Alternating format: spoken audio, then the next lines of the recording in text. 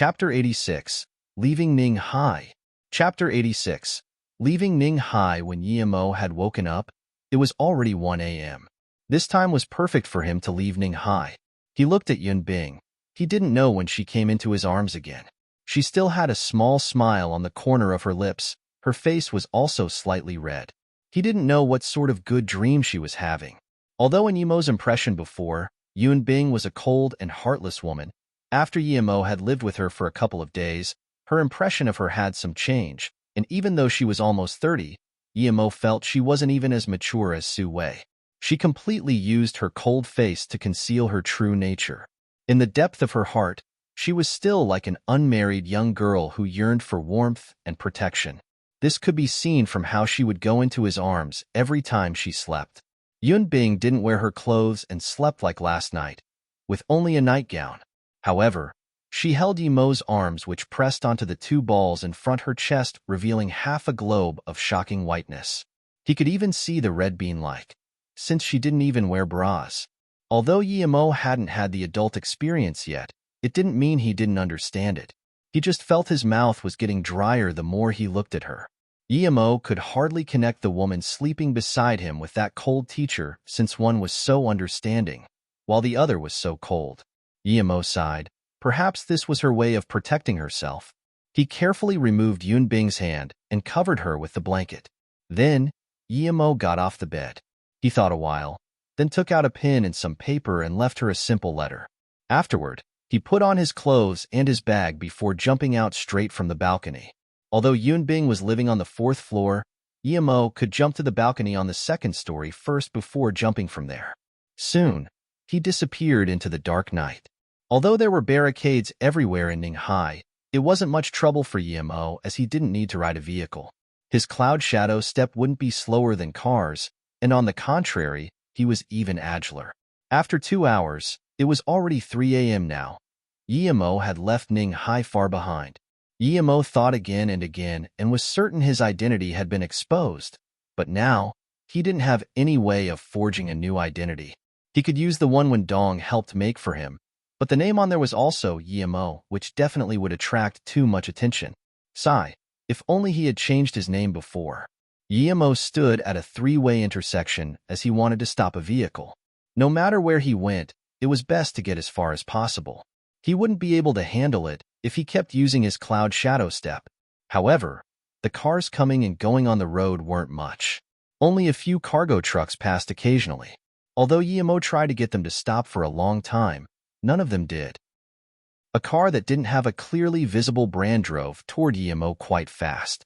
Yimo waved his hand trying his luck, and if this car still wouldn't stop, he decided to find a cargo truck and get on secretly.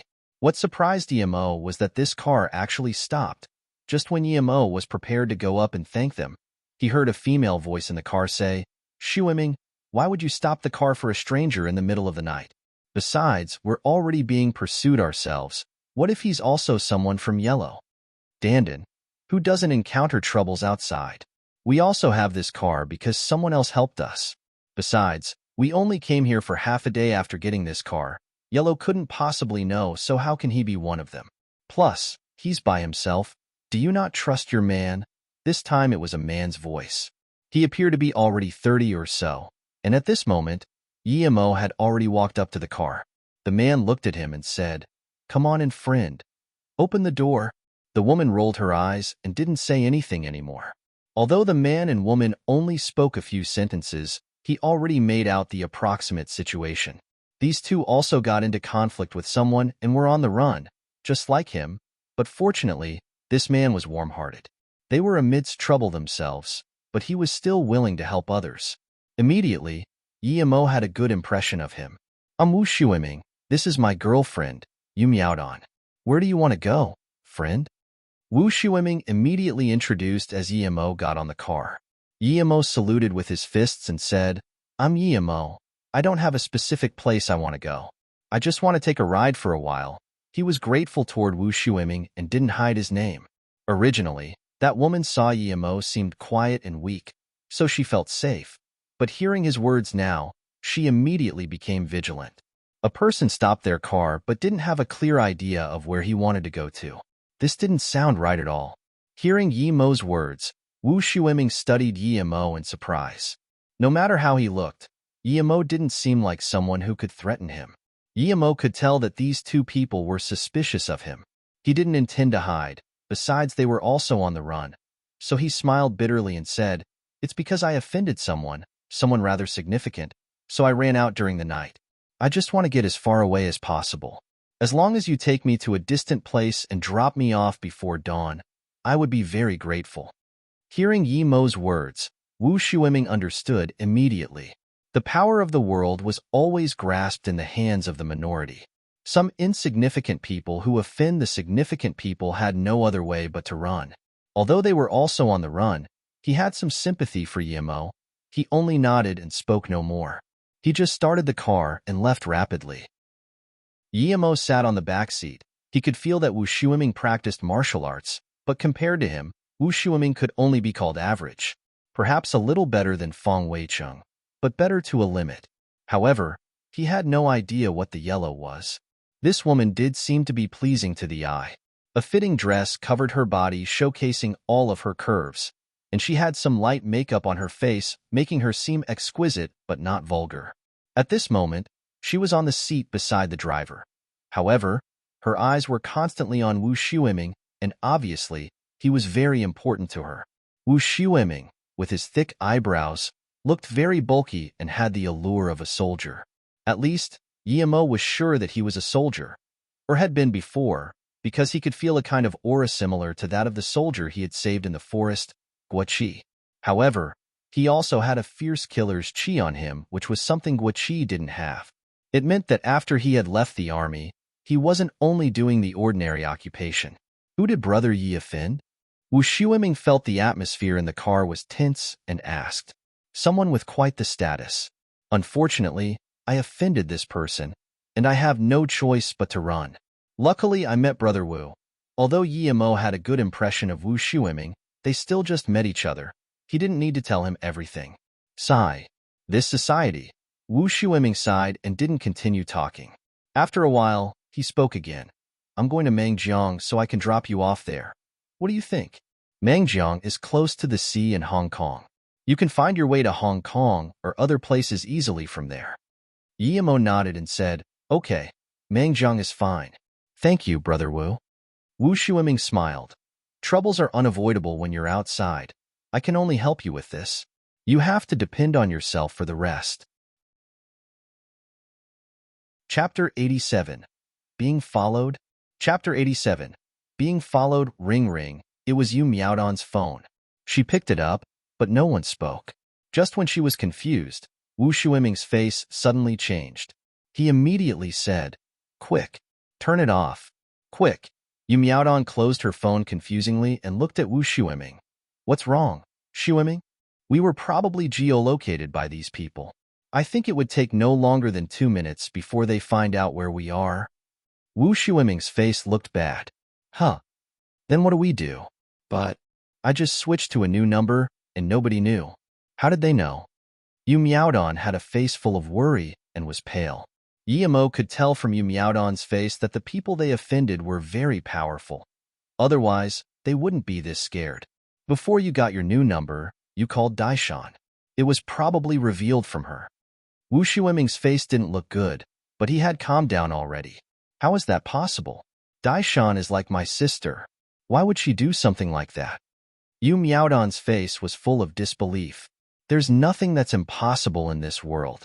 Although Daishan is very close to you, who could resist their temptation in front of death or benefits? This isn't the time to think about it now. We need to think about what we should do next. Wu Shuiming was completely calm now. Yi Mo saw that Wu Shuiming was quite collected and thought of him more highly. When things happened, one need to face it, not complain. Brother Yi, I'm really sorry, you need to get off here. Truth be told, we're also running away. However, the people I offended are much more powerful than the people you offended. Right now, we have been tracked by them, and they'll probably find us soon. If you stay in the car, you'll be affected too. Wu Shuiming had an apologetic face, but he glanced once at Yu Miaodan showing concern. Yu Miaodan had also calmed down. She had already seen Wu Shuiming's worry, but she laughed it off. Shuiming, What's there to worry about? Can they stop us from dying together? However, Wu Shuiming didn't feel relieved from Yu Miaodon's words. Instead, he said glumly, "Sorry, Miaodon, I'm a man, but I can't even protect my own woman."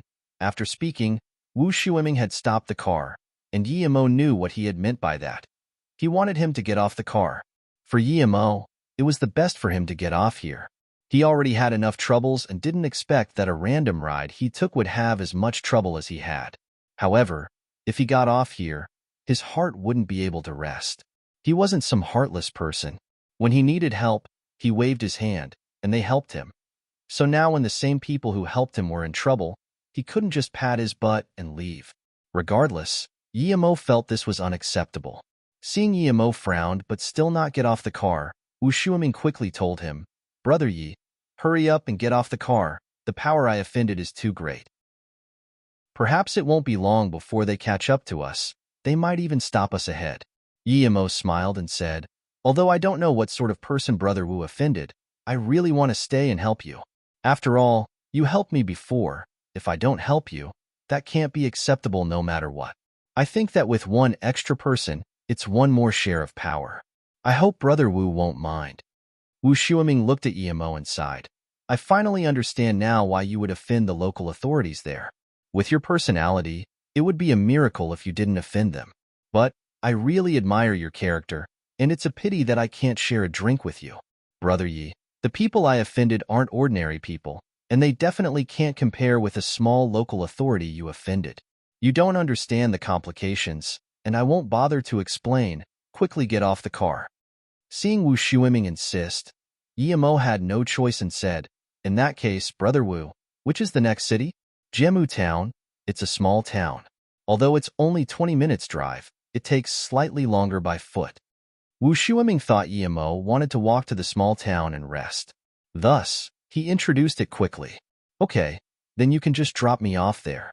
At the small town, I'll be able to find my own ride. You won't reject helping me out with this, would you?" Yimo smiled faintly. "Sigh, 20 minutes is enough for them to find us. In that case, I'll help you one more time. We'll take the small road. Perhaps we really might be able to escape." Afterward, Wu Shuiming turned the car and soon drove onto a small road. And even though the size of the path was limited, Wu Shuiming was driving even faster. It had been 20 minutes since Yu Miaodon's phone call, and in the distance ahead, the road lights of the small town could be seen. However, a clear whirring sound could be heard from the distance. Wu Shuiming suddenly stopped the car but didn't say anything, and his face gradually became uglier. Yimo nodded as he recognized that it wasn't surprising that Wu Shuiming was scared. He had his reason to. These people's power weren't just strong, it was overpowering. They could even find a helicopter. That whirring sound was obviously the noise made by the chopper moving toward their vehicle. "Sorry, Brother Yi. I got you caught into this, and you won't be able to leave anymore even if you wanted to. Since they have already found us, they won't let you escape even if you leave alone." After apologizing, Wu Shuiming didn't pay any more attention to Yimo. Instead, he grabbed Yu Miaodon's hand and no longer hid the worry and pain in his eyes. "Shuiming, it's okay. It's fine as long as we can be together. They can stop us from living together, but can they stop us from dying together?" At this moment, Yu Miaodon didn't seem worried at all. "Even if I die, I will drag two with me," Wu Shuiming suddenly said cruelly. At the same time, he took out a pistol from the car and passed a knife to Yimo. "Use this to protect yourself." "Sigh." Yimo smiled and waved his hand. "No need. I have things to protect myself with." Originally, Wu Shuiming felt guilty for dragging Yimo into this, but now, he looked at him differently.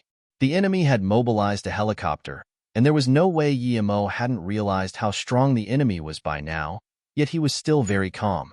It meant that he wasn't an ordinary man. Thinking about this, Wu Shuiming said, "Brother Yi, have you ever heard of Metal River?" Yimo shook his head. He had really never heard of them. Wu Shuiming continued, "It's not a surprise that you haven't heard of them because you aren't a part of that world. Metal River is the only gang that isn't controlled by Nanqing in the mainland. Although they aren't as big as Nanqing, Metal River is able to be independent of Nanqing, and it could even be said that they are the biggest gang in the mainland of China because Nanqing's power range is no longer limited to the mainland but also overseas. Metal River is so strong because of the boss of Metal River. He is called Metal Mountain and has a title, Metal Chain stretching across the river, and the name Metal River also came from his title. The person I offended should be ranked in the top 3 inside Metal River, and his name is Huang. You can tell how powerful he is by him being able to send out a helicopter overtly. In the entire Metal River, other than the gang leader, and the second gang leader who never shows his face, Huang is the strongest. Although Huang might not be the actual third in power, the gang leader rarely concerns himself with the business in the gang.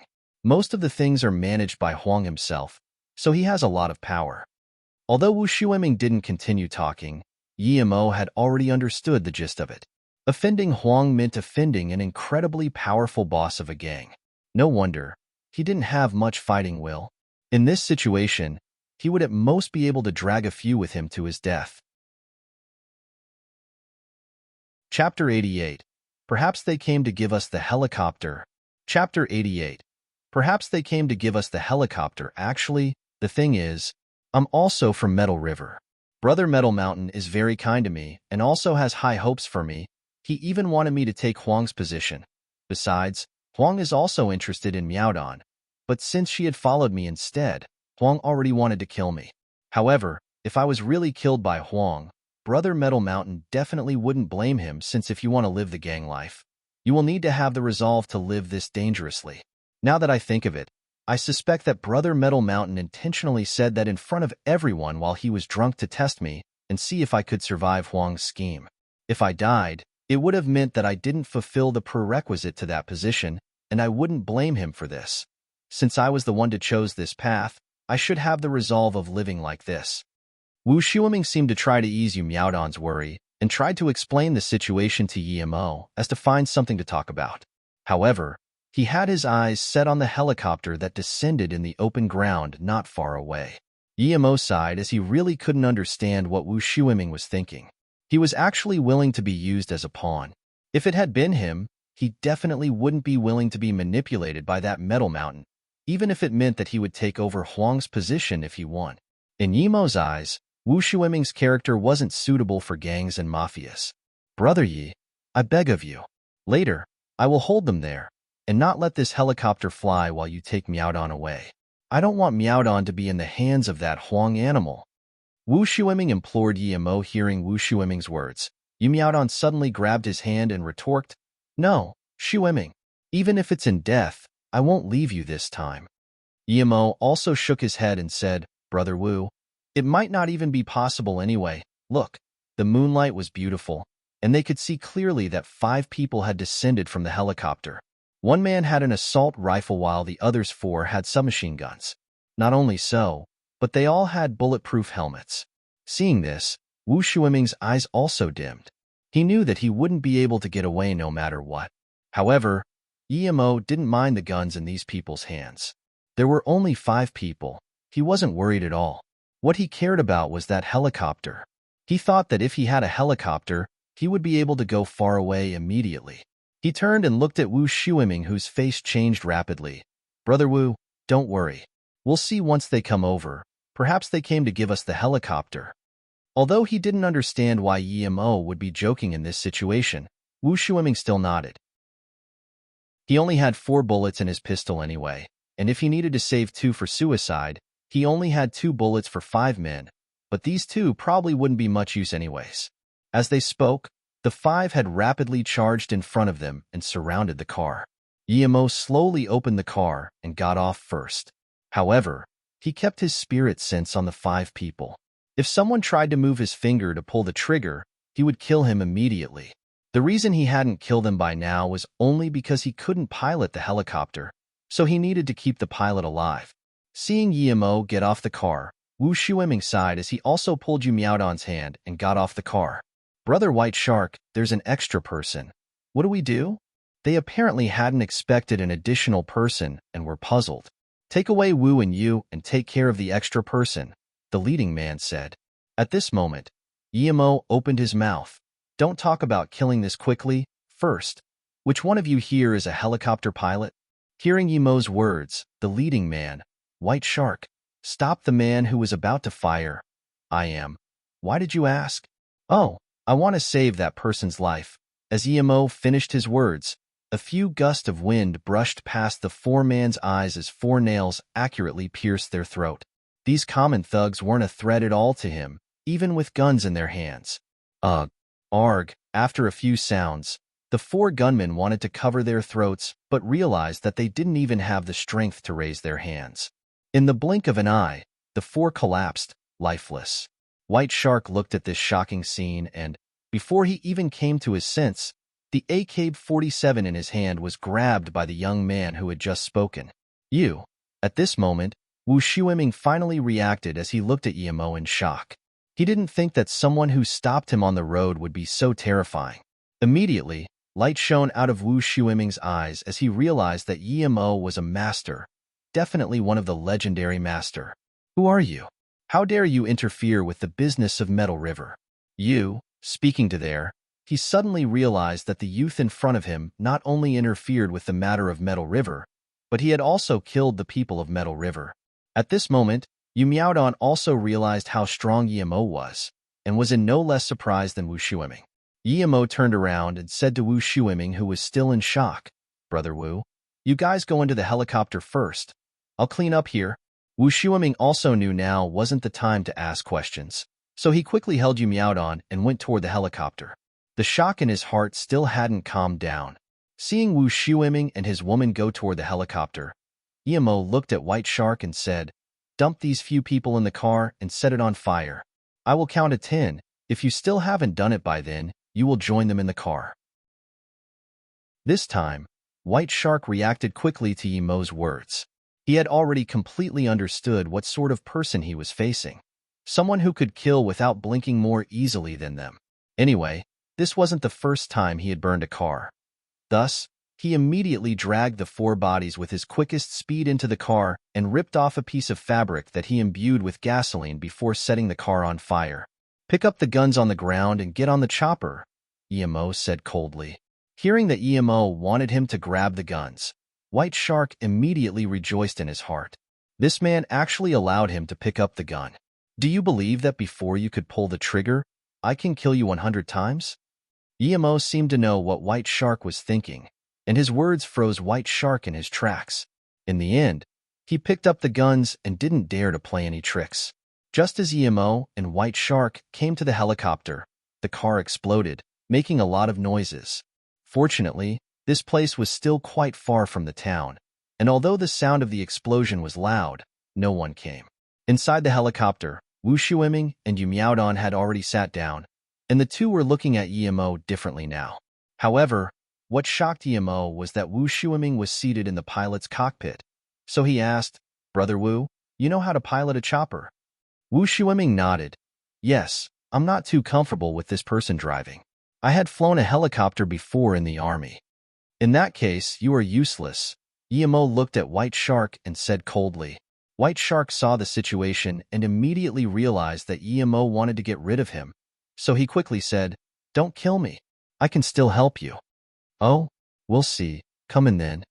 Afterward, Emo turned to Wu Shuiming and said, "Brother Wu, start the helicopter."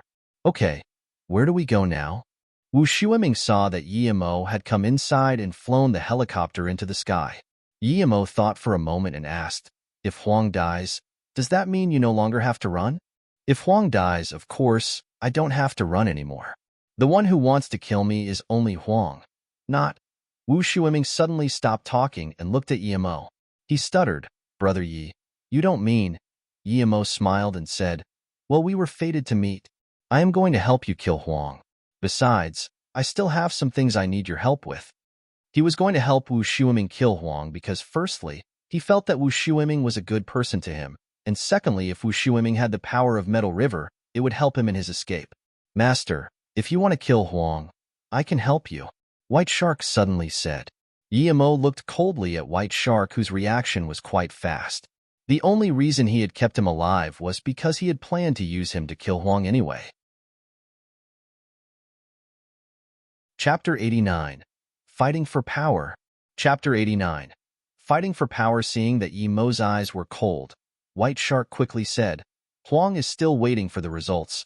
I'll just need to report later that the people have been captured and then take you back."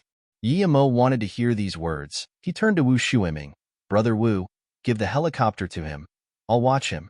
I trust he won't dare to play any games. Then, Yimo said to White Shark, fly the helicopter back and give Huang a call right now. Tell him that everything is normal. White Shark didn't dare to disobey Yimo's orders a single bit. Perhaps other people only threatened, but he saw Yimo's power and cruelty with his own eyes. He killed 4 fully armed men without moving at all, and at the same time, his face didn't change at all. This man was too ferocious, and White Shark was afraid of annoying Yimo. So he hurriedly said, Huang told me when I capture these people, I am to fly straight to Jing City. Jing City? Wu Shuiming knew. This plane definitely didn't come from there, as it was almost 2,000 kilometers from here. How could the helicopter fly over? As if seeing through Wu Shuiming's doubt, White Shark quickly explained, I just came from Qiping. I was originally planning to stop Brother Wu, but I received your location at the spur of the moment, so I came. This helicopter is also modified, and its fuel tank can last for around 250 minutes. Furthermore, its speed is much faster than regular helicopters. Since it had already flown for around 20 minutes, it should still be able to travel for another 2.5 hours. After that, we can refuel at Wangchuan and finally reach Jing City in one go. Speaking to here, he paused for a moment before continuing. Brother Wu should know that Wangchuan has a petrol station controlled by Metal River, and because this helicopter has been modified, many parts are more advanced, so the oil from normal petrol stations can't be used. Although it could still be forcibly used, we may get problems on the way. Wu Shuiming nodded and said, we'll do that then. You can start flying straight to Jing City. He knew about the petrol station at Wangchuan. Yimo had studied the map and had seen Jing City before. That place was close to Russia and was also a borderline place. However, they would still need a few hours to get to Jing City. Yimo looked at the burning car down below and thought that even if someone realized what had happened inside the car, it would be a few hours later. By that time, he would have finished his business. It was as White Shark said. After 2 hours, the helicopter stopped at Wangchuan to refuel, and perhaps they had already received a message, but no one suspected a thing. After leaving Wangchuan, it was still not daylight yet. A little over 7 a.m., the helicopter stopped at a large private manor. The helicopter's speed was indeed fast, and Yimo estimated that it could reach about 430 to 500 kilometers per hour. Before, when Yimo had followed Wendong to that manor, he had already considered it to be large enough, but compared to this one, it was actually minuscule. Thinking about Wendong, he remembered the model and the data that Wendong gave to him, which were still in his bag now. He didn't know what it was for, and didn't have the interest to look at it either. Wu Shuiming saw Yimo looking over and seemed to understood what Yimo was thinking. He shook his head and said, the people here are all Huangs. He would send my people away. But there's also a part of people who are only loyal to Metal River and not Huang. Huang is coming out. Wu Shuiming saw a man walk out from a mansion and said. Yimo looked at the man. He was around 50, with triangular-shaped eyes, and was very obese. He no longer had hair on the front part of his head and wore a big leather jacket, and 2 bodyguards were following behind him. Take me down, Yimo said to White Shark coldly. During the flight, he was wondering how he would face Huang, as there should definitely be people preventing from coming too close to him. He even wondered if he had to go on a massacre to draw him out. However, he hadn't expected that Huang actually came out on his own. Haha, Wu Shuiming. You actually dare to take an interest at my position and even steal the woman that I want. In order to wait for you today, I didn't sleep for the whole night. For every day that you stay alive, I live a day of unrest. A coarse laughter sounded. The arrogance and confidence in his tone were conspicuous. In his eyes, a few elite henchmen and a helicopter with a few AK-47 would be more than enough to capture a woman and Wu Shuiming. Huang saw White Shark leaving the helicopter followed by only one person that he didn't recognize, yet no one else behind them got out. He immediately stopped his footsteps vigilantly and looked at White Shark. Who is the person behind you? Stop, don't move. As soon as Huang spoke, the 2 bodyguards behind him had come up to stop White Shark and Yimo. Since he was here, Yimo wouldn't be merciful. He had so much on him that he no longer cared. A few nails in his hands flew out extremely fast. The 2 bodyguards didn't even mumble before blood spilled out from their forehead. White Shark started as cold sweat trickled down his back. He had seen all sorts of ways of killing, but he had never seen such a simple but effective way of doing so. It was too horrifying. Huang had a fast reaction. He knew things weren't good and immediately reached for his gun. However, Emo didn't give him any opportunity as the nail in his hands already flown out. Even at the moment of his death, Huang wouldn't believe that he would die so easily. Even if someone had charged in with a gun, it wouldn't be so easy, yet now, he was killed by someone who only raised his hand. He only felt dissatisfaction as his consciousness was starting to dissipate. At this moment, tens of men armed with swords rushed out, and just when Emo was about to start a massacre, Wu Shuiming behind him suddenly yelled, "Stop now! I will be responsible here. Are you going to rebel?" The scene immediately calmed. Many people didn't know if they should attack, but a few men raised their guns, and before their fingers even touched the trigger, they were killed by Emo. Wu Shuiming still had some authority. Other than a few of Huang's loyal followers, most of the people were still only loyal to Metal River. As for who took over after Huang's death, they didn't really care. They also knew about the fighting between Huang and Wu Shuiming. They had seen too much of these fights already. The day that Wu Shuiming killed Huang, Metal Mountain passed down his words allowing Wu Shuiming to take over. At the same time, Wu Shuiming's men also came back allowing him to fully stabilize his position. In a grandiloquent mansion in Hong Kong, a middle-aged man sat on the master chair. Opposite from him was a 50-or-so-year-old Taoist, and the two were tasting some tea. The middle-aged man was the big boss of Metal River, Metal Mountain, and if he hadn't said anything, perhaps no one would know that the second in command of Metal River was a Taoist. The Taoist who sat next to Metal Mountain was the second in command, the master, Xian Daorim I. His powers were significantly higher than Metal Mountain, but he didn't have that much desire for power and put most of his time and energy on cultivation. Unless there were major affairs in the gang, he usually wouldn't show himself. Similarly, no one knew that the reason Nang Qing didn't touch Metal River at all was nothing related to Metal River's personal power, but because of this Xian Daorin. "This Wu Shuiming is not bad, your step was right." After sipping some tea, the Taoist opposite said. Metal Mountain contemplated for a moment before saying, "I thought that Wu Shuiming could only at most survive Huang's pursuit. When I heard that he had taken a woman with him, I didn't even have any hope that he could survive, but I didn't expect him to be actually able to take out Huang. Huang has really been regressing these few years, and Metal River needs some fresh blood. I just hope that this Wu Shuiming won't disappoint me. Otherwise, he will be the next Huang." When he talked about these matters, Metal Mountain didn't have any emotional changes. It was as if this was naturally so. After a while, Metal Mountain continued, "I heard that Qian Baihe was recently on a rampage because of the death of his only son. But he'd best not touch our Metal River. Otherwise, we won't let this go easily. You don't need to worry about this. I'm about to break through. I just came out this time to have a stroll so that I can focus on breaking through. Once I reach the Earth stage, I will go meet this Qianlong too. I believe he is a man who understands reality." Xian Doran's tone was very calm but had an undeniable coldness. Notes: 1. Daorin is an honorific for the people who practice Tao. Chapter 90. Plan. Chapter 90. Plan. Yunbing had a beauty sleep. When she woke up, she suddenly thought of something and subconsciously reached out her hand to grab, but it was empty. He had left. Yunbing suddenly felt that she had lost something, and even though she knew that Emo was leaving today, she didn't expect to leave without a farewell. However, she found a letter for her beside the bed. "Sister Bing, thank you for saving my life. I'll come back for you one day. I'm leaving now. Emo." Reading the words in her hands, Yunbing suddenly felt relieved. If he said that he would come back for her, he definitely would. Although she didn't have deeper feelings for Emo, she just liked the feeling of staying with him and started wondering if she had been too lonely. But immediately, Yunbing couldn't help but worry about Emo's safety. "What? You killed Qianlongto's only son. No wonder Nanqing went crazy recently. His people are everywhere, and some had even come to our place. But because our boss didn't say anything, we didn't dare to start fights with them. I really didn't think that the one who had killed Qian Shiping was you." Hearing that Emo had killed Qian Shiping, Wu Shuiming was very shocked and couldn't calm himself even after a long time.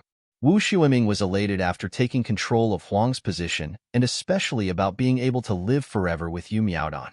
However, after hearing Yi Mo's words, he could only be shocked. Who was Qin Longtu? He was someone who had a proper army and was even more powerful than the leaders of some countries. He could do things however he liked. Could country leaders do that? And Qin Longtu only had one son, and everyone knew this. Regardless of the underground society or the government authority, they would all focus on him. However, Yi Mo had actually killed him. Yi Mo looked very calmly at Wu Shuiming. As soon as Wu Shuiming showed any signs that he didn't dare to shelter him anymore, he would leave. He would eventually find a place where he could go. The reason he helped Wu Shuiming was partly because he wanted Wu Shuiming to help him for the time being. After all, his power was still too low, but as soon as he reached the third stage, even if Qin Longtu didn't come for him, he would look for him. He wasn't someone who could be hunted without consequence. Those who hunted him would eventually be hunted back by him. Brother Yi, originally, I was planning to invite you to join Metal River, but now, it seems that this plan is implausible. If you really join Metal River, this would not only harm you but also Metal River. Wu Shuiming had finally calmed down. Yi Mo nodded. Anyway, even without the incident with Qin Longtu, he still wouldn't join Metal River. That life didn't suit him. After staying silent for a while, Wu Shuiming said, I can help you get a new identity, but you also need to change your face and find a place to hide for a while. This isn't something that can be solved by going overseas. Yi Mo learned the might of Qin Longtu from Wu Shuiming, and since he had killed his only son, as soon as Qin Longtu would learn that he was the killer, only the craziest of revenge awaited him. Ever since he came here, Yi Mo had never felt such an urge to raise his power. He knew that if he didn't hurry and get stronger, he would be devoured completely based on the things he had done. Right now, he only had two ways of getting stronger. One was to immediately plant the silver heart grass, and the second was to go look for purple heart vine in the desert, which required luck. Comparatively, the silver heart grass was more reliable. However, it needed 2 years to mature, and Yi Mo couldn't wait for that long. If he didn't reach the third stage as quick as possible, perhaps his body would have disappeared after 2 years. He had made up his mind. He would find a proper place first and plant the silver heart grass. Then, he would immediately go to the desert. Both of these things couldn't wait. When he reached the third stage of Qi gathering, he would personally greet this Qin Longtu and tell him in front of his face that he killed his son. But what could Qin Longtu do? This hunt made him extremely annoyed. Whether it was the Song family or Nanqing, he felt extremely unhappy. After all, he was a cultivator, but he was hunted by mortals and had no choice but to run. This wasn't something he could accept. However, Wu Shuiming didn't disappoint him. He really was a good friend he could depend on. Although he knew that hiding Yi Mo's identity might cause a lot of trouble for him in the future, Wu Shuiming still didn't hesitate at all. Without Yi Mo, he would have been long dead, so he didn't even tell Yu Miaodan about Yi Mo's identity. Wu Shuiming helped Yi Mo create a new identity. The name was Mo Yi, and in order to prevent recognition, Yi Mo drew a mark on his face. It looked a bit ugly, but the image on the passport had this mark. He was forced to do this because Nanqing's power was too great and seeped into almost every hole. Meanwhile, Yi Mo still wanted to find a stable place to grow his silver heart grass and didn't want to be discovered while he was planting it. That was too important to him. The weather in Jing City was too cold, which wasn't suitable for growing a silver heart grass, and besides, it was easy to catch attention staying directly there. Yi Mo took out some of the soil from his house he had grabbed before and asked Wu Shuiming to help him get it analyzed. The results showed that parts of the southern cities were fine, but not all of them, while most of the northern cities and other places couldn't support the growth of a silver heart grass. At last, Yi Mo finally decided and picked Luotsang in the Jiangnan province, which was neighboring Shanghai, one of the big cities with almost 5 million in population. The reason Yi Mo chose Luotsang this time was irrelevant to Qi Wanqing. It was because the earth there had the most similarities to the earth he brought for analysis, and also, pretty much all the underground world was governed by Metal River under Wu Shuiming. Another reason was that there was a flight straight to Dakumile, and from there, he could go straight to the desert. A week later, Yi-mo left Jing City for Luotsong with his new identity. Although Wu Shuiming had a lot of power in Jing City, Yi-mo still chose to take the train as he didn't want to raise a sliver of suspicion toward him. It wasn't because he was scared, but because his time was really short, and he didn't have the time to fight with these people. Yi-mo chose a compartment seat since he didn't take the money Wu Shuiming gave to him. For Yi-mo, he helped Wu Shuiming and Wu Shuiming helped him, so the two were friends now but just friends. If he took Wu Shuiming's money, he would feel that he owed him and didn't like that feeling. Besides, Yi-mo had still around $50,000 in his bag. There wasn't a direct train from Jing City to Luotsong, so Yi-mo took the train to Zheng State first and changed train from there to Luotsong. When Yi-mo got on the train, his compartment wasn't full. Only 2 people including him. It was a woman in her 40s. She looked astute but was obviously tired as she didn't even say a word before falling asleep. Yi-mo thought that this woman was too careless. No matter how tired she was, she had to at least stay alerted since there might be some thieves on the train. However, there was only Yi-mo and her now. Of course, Yi-mo wouldn't stoop so low as to steal from a woman. Even if she had $1,000,000 on her, he wouldn't even look at it. He found a seat and closed his eyes to meditate. At the same time, he thought about how to settle down once he arrived at Luotsong and wondered if he should find a job first or rent a house. Chapter 91. So what if you steal it? Chapter 91. So what if you steal it? Yi-mo was sure that when he arrived at Luotsong, he would need to find a proper place to grow his silver heart grass, and until it was fully grown, he would not only waste time but also raise suspicion if he watched it germinate every day. Besides, although he had tens of thousands of dollars, that money would be gone soon enough as he would buy food and medicine. When the train arrived at the Shenyang station, another 2 people came in and the 4-people compartment was filled immediately. One of them was a middle-aged man in his 30s with a black bag in his hands. He had very dodgy eyes as he scanned the compartment and noticed the woman sleeping. So he smiled and greeted Yi-mo. "Hello, I'm Jin Jibing and I'm going to Beijing. How should I call you, friend?" "Mo Yi." Yi-mo's words were very simple as he didn't really like talking to strangers. This was his habit after long years of cultivation. Also, he didn't particularly like Jin Jibing's dodgy eyes. At this moment, the woman in her 40s also woke up and sat on the bed. Jin Jibing seemed to feel that Yi-mo didn't like to talk much, so he immediately greeted the woman. After a little nap, this woman became more spirited. However, she was quite talkative, and soon they started to talk about everything. Yi-mo heard that this woman was called Wang Yin and was going to Beijing too. However, she had also some business in Shenyang.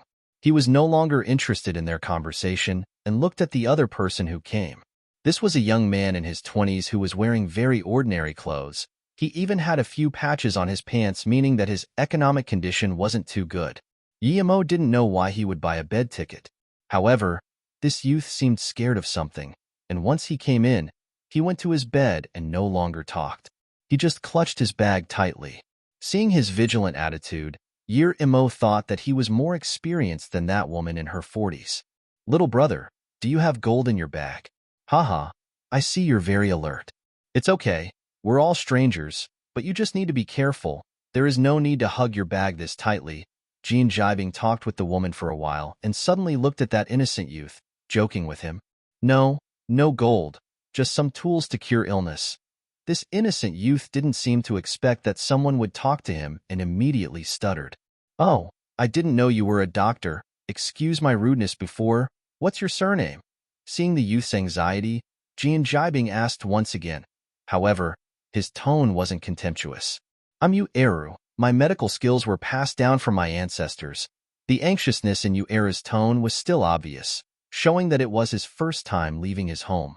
I really couldn't tell you were a doctor. Where do you plan to go?" Wang Yan's tone was obviously suspicious toward Yu-eru being a doctor. However, she wasn't straightforward about it. Yu-eru blushed more after being asked like that by Wang Yan. He mumbled, "I got a ticket to Zheng State, so I'm going there to have a look." Yi-mo had already understood that this Yu-eru had never left home before and probably didn't even know where he got the ticket to Zheng State. Although he didn't know what Yu-eru's medical skills were like, he could imagine that he definitely wouldn't be able to survive properly there. Perhaps, he may even end up begging in the streets. However, Eru gave Yemo a good idea. If he started a clinic in Luotsong and hired this innocent and honest-looking Eru to help, he would have time to cultivate and grow his silver heart grass. The most important point was that when he left Luotsong, Eru would be able to look after it. Hearing Eru's words, both Jin Jibing and Wang Yin obviously didn't believe him, so they quickly lost interest in him. However, Yemo's interest for Eru had picked. Seeing that Yemo chatted a bit with Eru before he stopped and closed his eyes to sleep, Jibing suddenly took out a magazine from his bag and a pair of glasses. However, Yemo was alert. When this Jin Jibing walked in, the way his eyes moved around didn't seem like he was short-sighted. What would he take out glasses for now? Yemo closed his eyes and didn't pay attention to him anymore, but he kept his spirit sense scanning Jin Jibing constantly. After not long, Jin Jibing no longer looked at the magazine and scanned his eyes toward Yemo and Wang Yan's bags. When he looked toward Yemo's bag, there seemed to be joy on his face. Of course, Yemo knew that he had tens of thousands of dollars in his bag, and with Jin Jibing showing such complexion, it meant that he had realized what was in his bag. Yemo was quite surprised. How did he know he had money in his bag? Did he have spirit sense too? But soon, Yemo figured out that Jin Jibing didn't have spirit sense, but there was definitely something with his glasses. It was probably some infrared scanner, or something that allowed him to see through things. It was already 10 p.m. at night, and Yemo pretended to be sleeping. He wanted to know whose bag Jin Jibing would try to steal first. However, he thought that he might probably be his target first because he had the most cash. If only he had a storage ring, he wouldn't have so much trouble. As expected, Jin Jibing brought his bag over to Yemo's side not long after Yemo fell asleep.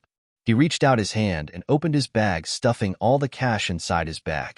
Yemo sneered and didn't stop him. He knew that these thieves would take everything. He didn't need to get angry. He just used the blanket to cover his hands, and at the same time took back the money Jin Jibing stole from him. Then, he also took everything other than Jin Jibing's clothes from his bag. He had spirit sense, so it was as clear as using his eyes. Eru had fallen asleep already, but Wang Yin had obviously noticed Jin Jibing's movement. However, Jin Jibing turned around and glared at her. She was so frightened that she immediately held her mouth with her hands, not daring to make a noise. At this time, the horn sounded. They had arrived at a station. Jin Jibing had already taken everything and grabbed the bag as he was ready to leave. At this moment, a girl in her 20s walked past the compartment and saw Jin Jibing's movement. She immediately knew that he was a thief, but more importantly, the victim was still asleep. The girl saw the thief and immediately yelled. Yet Jin Jibing grabbed his bag and didn't care if other people found out as he dashed out of the carriage of the train. Arg, that thief stole your things, and you're still sleeping. This girl saw Jin Jibing run away and was sure that Yemo's possession had been stolen, so she reminded Yemo loudly. Yemo opened his eyes and saw this extremely worried girl and realized that she was a student. No wonder she had such a sense of justice. Seeing that other people were worried about him, he had no choice but to smile and say, I actually don't have much in my bag, so it doesn't matter if he steals it. You, Sai, you should call the police immediately. I'll help you with that.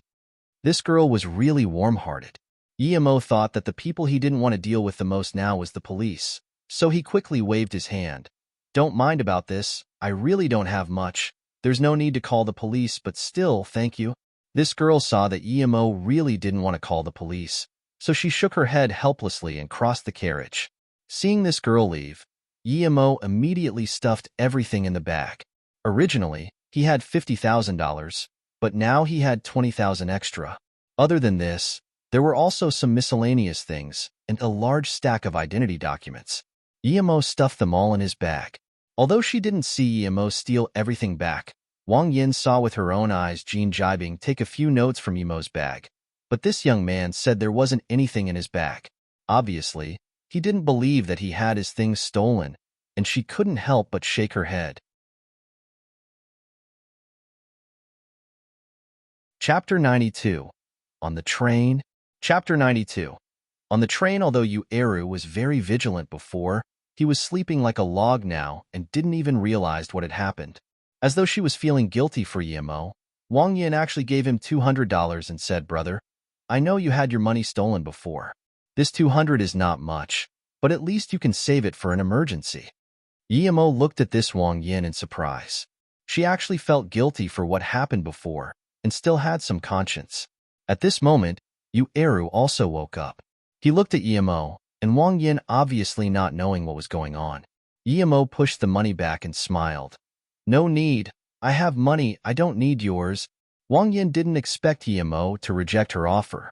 In her opinion, although Yemo was a bit better than Yu Eru, he didn't really wear any famous brands either. It could only be said he was neat and tidy. Perhaps he would have an urgent use for his money later, but he just didn't know now. However, she became worried for Yemo rejecting her money. I really saw your money being stolen, but I didn't dare to say anything at the time because I was scared of him taking revenge on me. Take these $200. Otherwise, I would really feel guilty. She was speaking the truth this time because she had seen too many accounts of people reporting thieves and getting stabbed. I said his money was stolen, but he didn't believe me. Now look, you saw it too. You have no money now, right? I'll give you $100 too. I'm still a student, so I don't have much money. At this moment, the girl who came over before had a bowl of noodles in her hands, and hearing Wang Yan's words, she also started to take out money. Hearing these two people's words, Yu Eru seemed to understand that this young man had his money stolen. He didn't back out, and also took out something covered in layers and layers of paper. Eventually, he took out 50 and said, "Brother, I don't have much money either, so I'll help you with 50. My grandpa said there were a lot of thieves outside and told me to be careful. Looks like that Jean Jibing was a thief." Yemo saw these three people were warm-hearted. Although he was a bit frustrated, he was still grateful. This world wasn't completely cold, especially Yu Eru. Yemo saw that although he had a thick stack of money, they were all 50s. Although this person was slightly simple-minded, he was a great person. Yemo saw the situation and could only take Wang Yan's $200 and said to the other two, "I'll be fine with 200. Take back your money." He could tell this girl was a student. She even said so herself, and Yu Eru was obviously not wealthy. Although this woman in her 40s didn't wear any pricey brands and bought a bed ticket, she had obviously bought it purely to rest, meaning that she wasn't a wealthy person. Seeing Yemo accepting her money, Wang Yin was obviously relieved. She felt extremely guilty for simply watching the thief taking tens of thousands from Yemo, but didn't dare to call him out. After Yemo had taken the money, he took our 3 herbs from his bag and gave them to Wang Yin. "I won't take your money for free. Take these 3 herbs." The 2 women looked stunned at Yemo, wondering why she would want his herbs. However, Yu Eru stared at these herbs that he had never seen before and wandered off in his mind. "Big brother, you're also a Chinese doctor," Yu Eru said astonished.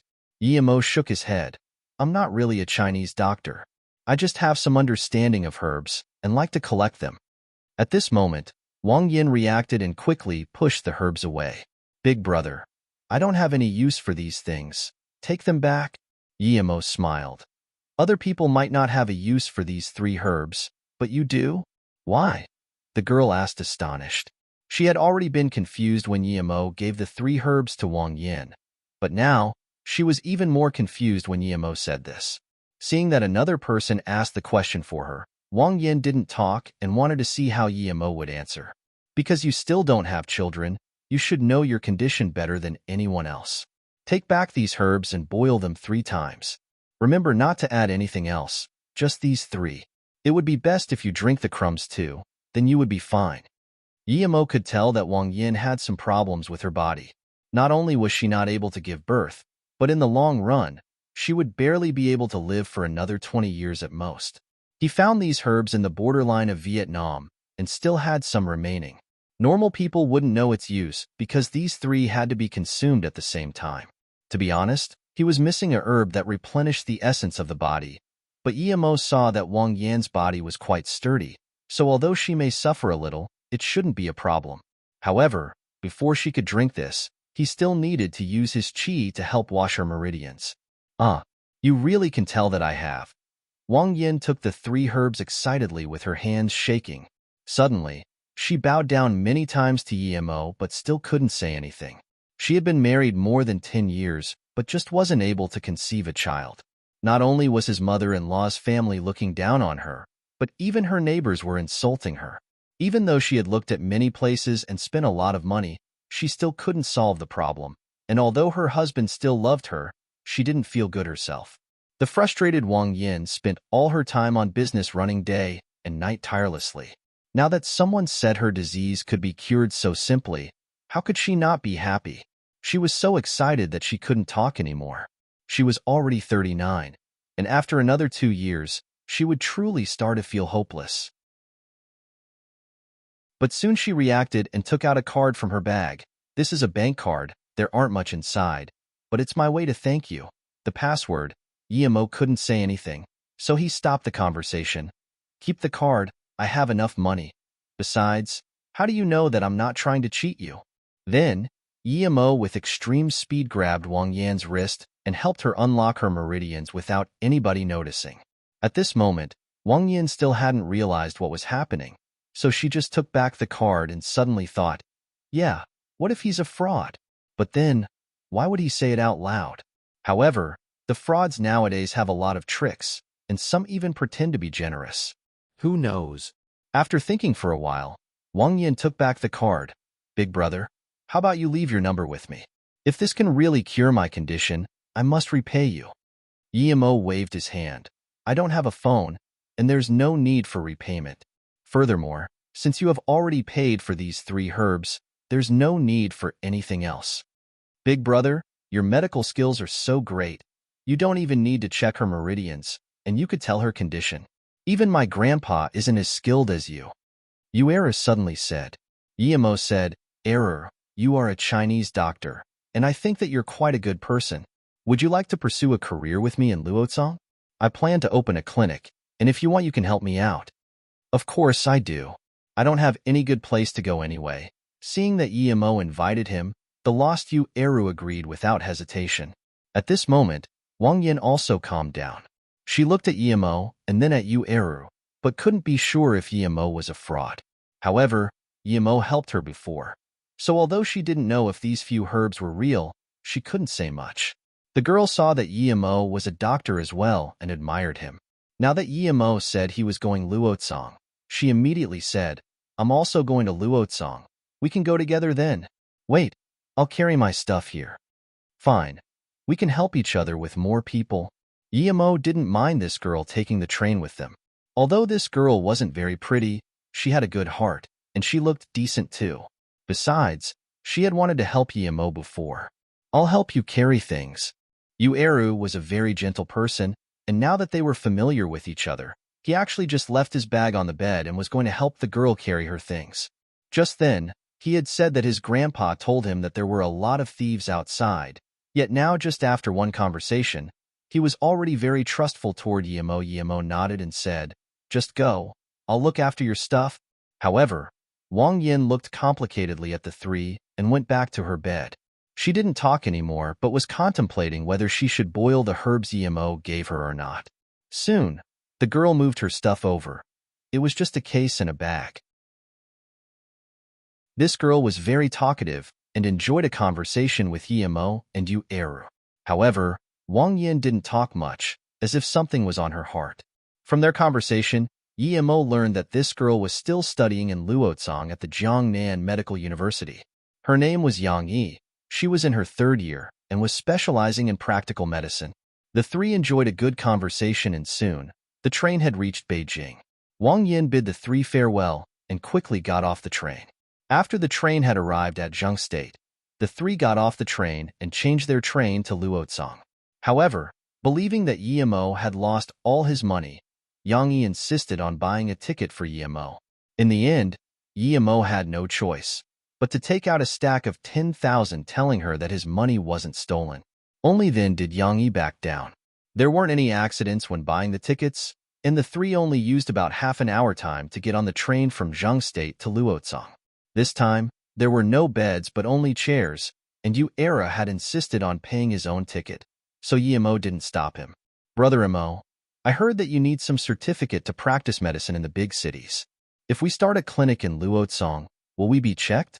Yueru seemed to not know how the world worked and had been simply instilled some simple knowledge before he had left. Of course, you need a certificate. Otherwise, you would be judged as a fraudulent doctor. Before Yemo could reply, Yang Yi answered. Yemo knew that he needed this, but now, as long as he had money, any certificate was easy to make and wasn't too worried. Brother Emo and Eru, you both don't have a phone. How will I contact you later on? Yang Yi got along well with Yemo and Eru, but she was the only one to have a phone out of the three and saw that Yemo was definitely someone who wouldn't take the initiative to call another. So she asked, when Brother Emo and I have found a place to stay, we'll call you. Eru had a good impression of Yang Yi. Okay, Eru, you must remember to call me. I don't have any people I know in Luotsang. Knowing you and Brother Emo will make things easier when I need help in the future, Yang Yi said half-jokingly. For Yang Yi, although Yemo looked a little ugly with a mark on his face, she felt comfortable talking to him and stayed with him. The three got to know each other better and better as they traveled, and, after a few hours, the train finally arrived at the Luotsang station. Yemo and Eru arranged to meet up in the future with Yang Yi and separated at the station. Chapter 93.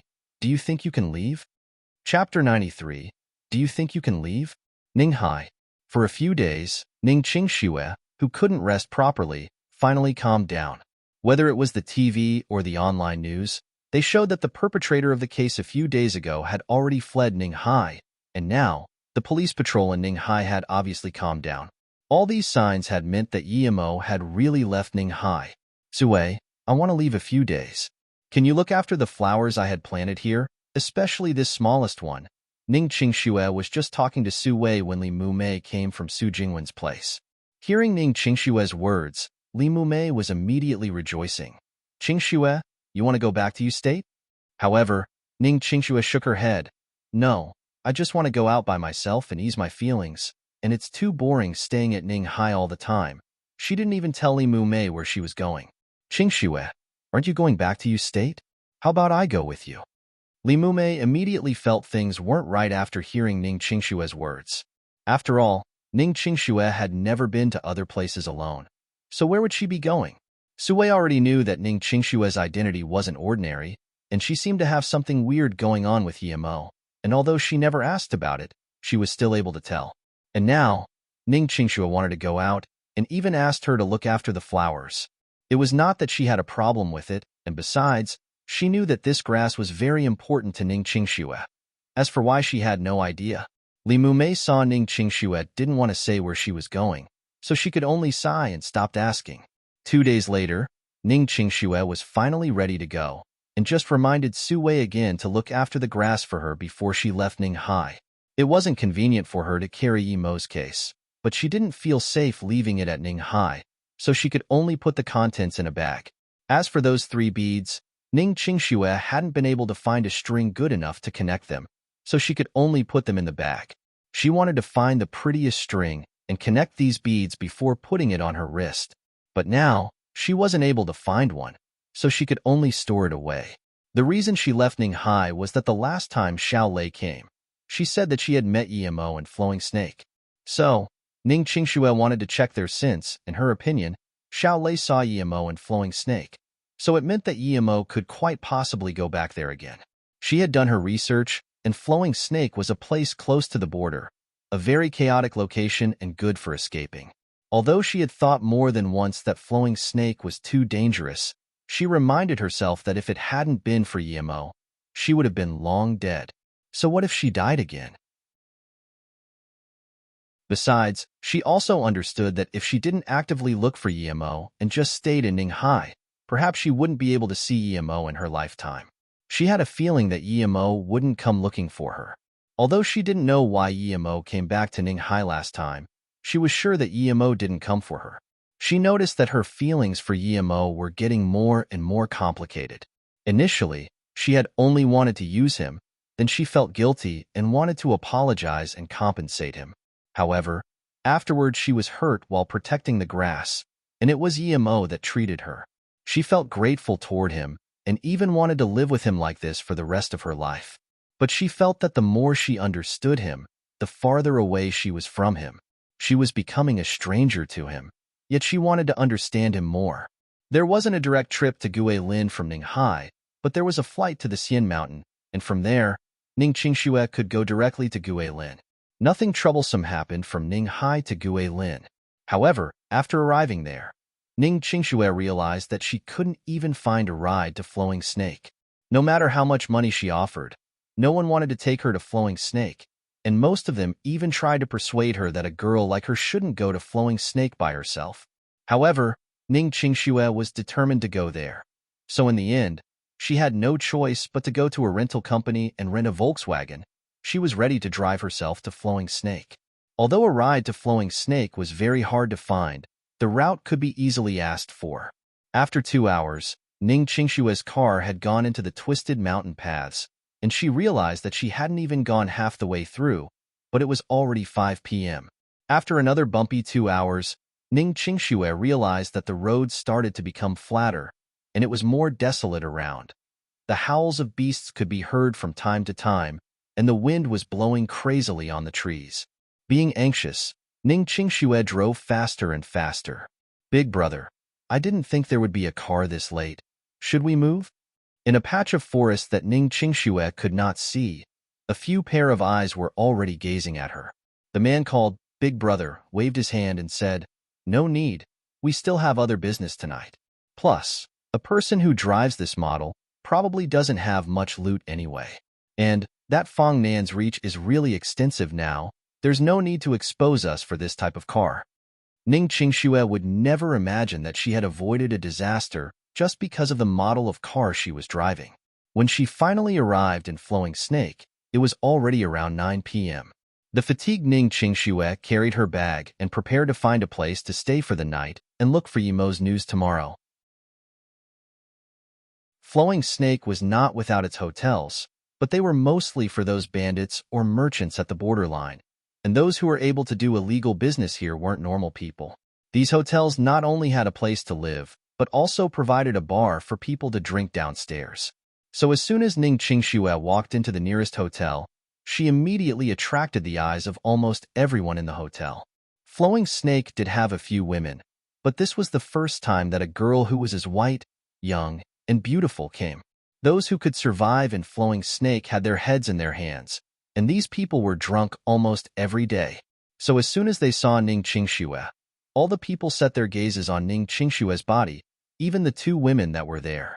Ning Qingxue looked at the countless eyes of hungry wolves and felt cold shivering uncontrollably. As though seeing Ning Qingxue shiver, a 30-year-old man sitting at the bar had lights shining out of his eyes. He carried a cup and walked over. "Girl, you're staying overnight? Don't worry, with me here, no one would dare to hurt you. Boss, get me the best room for this girl. It's on me." As soon as this man came over and talked, a lot of people immediately went quiet. Their lustful eyes also had some sympathy. Everyone knew that this person was called Sherwei. In fact, he has another title, Echidna.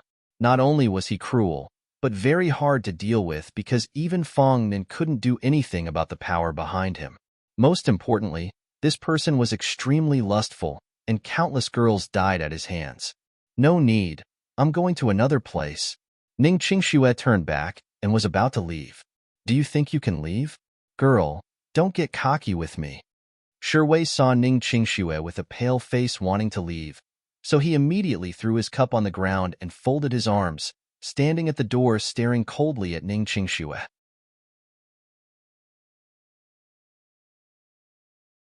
Chapter 94. The Dragon Crossing the River and the Local Snake. Chapter 94. The dragon crossing the river and the local snake on her way over here. Ning Qingxue hadn't really met any bandits and thought Xiao Lei had been exaggerating since, although this was the border, it shouldn't be so chaotic. However, now she realized how chaotic Flowing Snake was. She had been harassed in public, and yet no one even tried to put some restraints on that man. "I'll give you 3 seconds. Pour some wine for me and repent, or I'll strip you here and *CKU. Sherwei never had the patience to wait for a woman. For him, women were only for men to use. Ning Qingxue looked at the room full of cold glares, and this Sherwei's ferocious complexion with a pale face and her heart shaking. Even if she died, she didn't want to be our *pet here. Furthermore, she hadn't even met Yimo yet. Ning Qingxue, who had never been in contact with the dark side of the world, finally understood what unreasonable meant. She had thought that she was mature, but some things had to be encountered before one knew of its terror. I'm looking for my husband Yemo. He's in Flowing Snake. You can't touch me. Even Ning Qingxue felt that her tone was pale and weak. She just heard Xiao Lei had been saved by Yemo here, so she said his name out loud to see if anyone knew him. Ha ha ha, your husband will be me from now on. What Yemo? If he's in Flowing Snake, I will make him disappear. Shiwei laughed cockily and actually reached out his hand to grab Ning Qingxue. Extreme disgust flashed across Ning Qingxue's as she dodged aside once again. F***CK. Shiwei was completely angry this time. There had not been a woman who dared to reject him. But today, this woman rejected him multiple times, making him lose a lot of face. Wait, Brother Wei. Can you listen to a word of mine? A young man in his 20s suddenly walked over and said. Everyone looked with surprise at this person who had dared to disturb Shiwei at this moment. Did he want to die? But when people saw who this was, no one added another word. The person who came up was called Rock, Fong Nan's personal guard. Although Flowing Snake wasn't 100% the land of the Pu Dao clan, there were no gangs who could rival them ever since the Vietnamese gang and the Philippines gang had been annihilated. Most people who came to Flowing Snake for business would give some respect to this local snake, the Pu Dao clan. Although Shiwei was extremely unhappy being interrupted, he still knew Rock. This young man had always been beside Fong Nan and had some power in the Pu Dao clan. So although he was a dragon crossing the river, he didn't want to overdo it.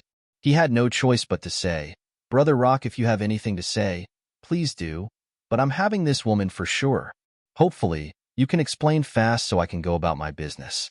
Although his tone was slightly polite, that arrogance was undeniably there.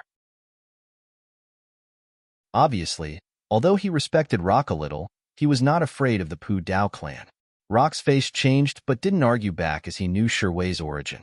He could not only live well in Flowing Snake, but many places at the border because he was a powerful person from the amphibian gang. For the amphibian gang, the Pu Dao clan could barely be called a local snake because the amphibian clan was the greatest clan at the border. Their activities were located at the borders of the Asian countries and did lucrative business. It was said that the amphibian gang belonged to Nongqing, and those part of the eastern underground world would shiver at the mention of this name. Flowing Snake was just a small stop for them. The consequences were imaginable if they offended the amphibian gang. So even when Shiwei wasn't too polite to Rock, he didn't dare to say anything. If I may ask, you said that your husband was named Yemo. Which Yemo are you talking about? Rock came to the door and asked. He knew that Shiwei was very impetuous. Just when Ning Qingxue didn't know what to do anymore, someone came to ask her. She immediately felt like she was someone who was about to drown but managed to grab a hold of a floating block of wood. It wasn't that she was afraid of death since she had already died once, but losing her loyalty was more horrifying than death. Otherwise, she wouldn't be throwing a fret about being looked at last time when she was treated by Yemo. When Rock asked, she replied immediately, I came to look for my husband Yemo. He came to Flowing Snake before. I knew from my friend and came to look for him. Then, Ning Qingxue described Yemo's appearance. Hearing Ning Qingxue's words, Rock was already sure that Ning Qingxue was talking about Brother Yi. It was not surprising. Only Brother Yi would have such a beautiful wife. However, Rock knew Shiwei's character and turned around to his follower. Tell Brother Nan that Brother Ye's wife came. What do you mean? Shiwei felt quite obviously that Rock's words weren't right. It didn't seem like he planned on giving her to him.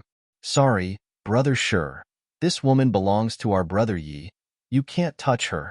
Then, Rock waved his hand, and 3 of his henchmen came up. Shiwei's face sunk. This means that you're acting against me. Does Fong Nan not want to stay here anymore? I'm telling you, I'm having this woman today, and even if Fong Nan comes, I will still take her. Brothers, take this woman away. As soon as Shiwei had spoken, the 4 tattooed youth, who were originally just standing at the side watching, immediately charged up. Rock's face changed, and after a moment's hesitation, he waved his hand and his henchmen also came.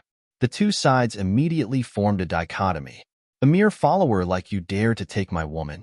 Do you really think I don't dare to do anything to you?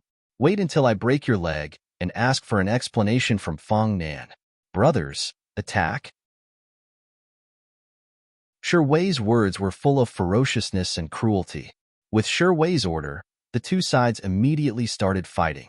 The hack swords they hid in their clothes were all taken out, and immediately, blood spilled everywhere at this hotel. Ning Qingxue retreated to the door in a panic. At this moment, she truly realized just how chaotic it was here. There was a crowd of people hacking at each other, but no one came to manage the situation.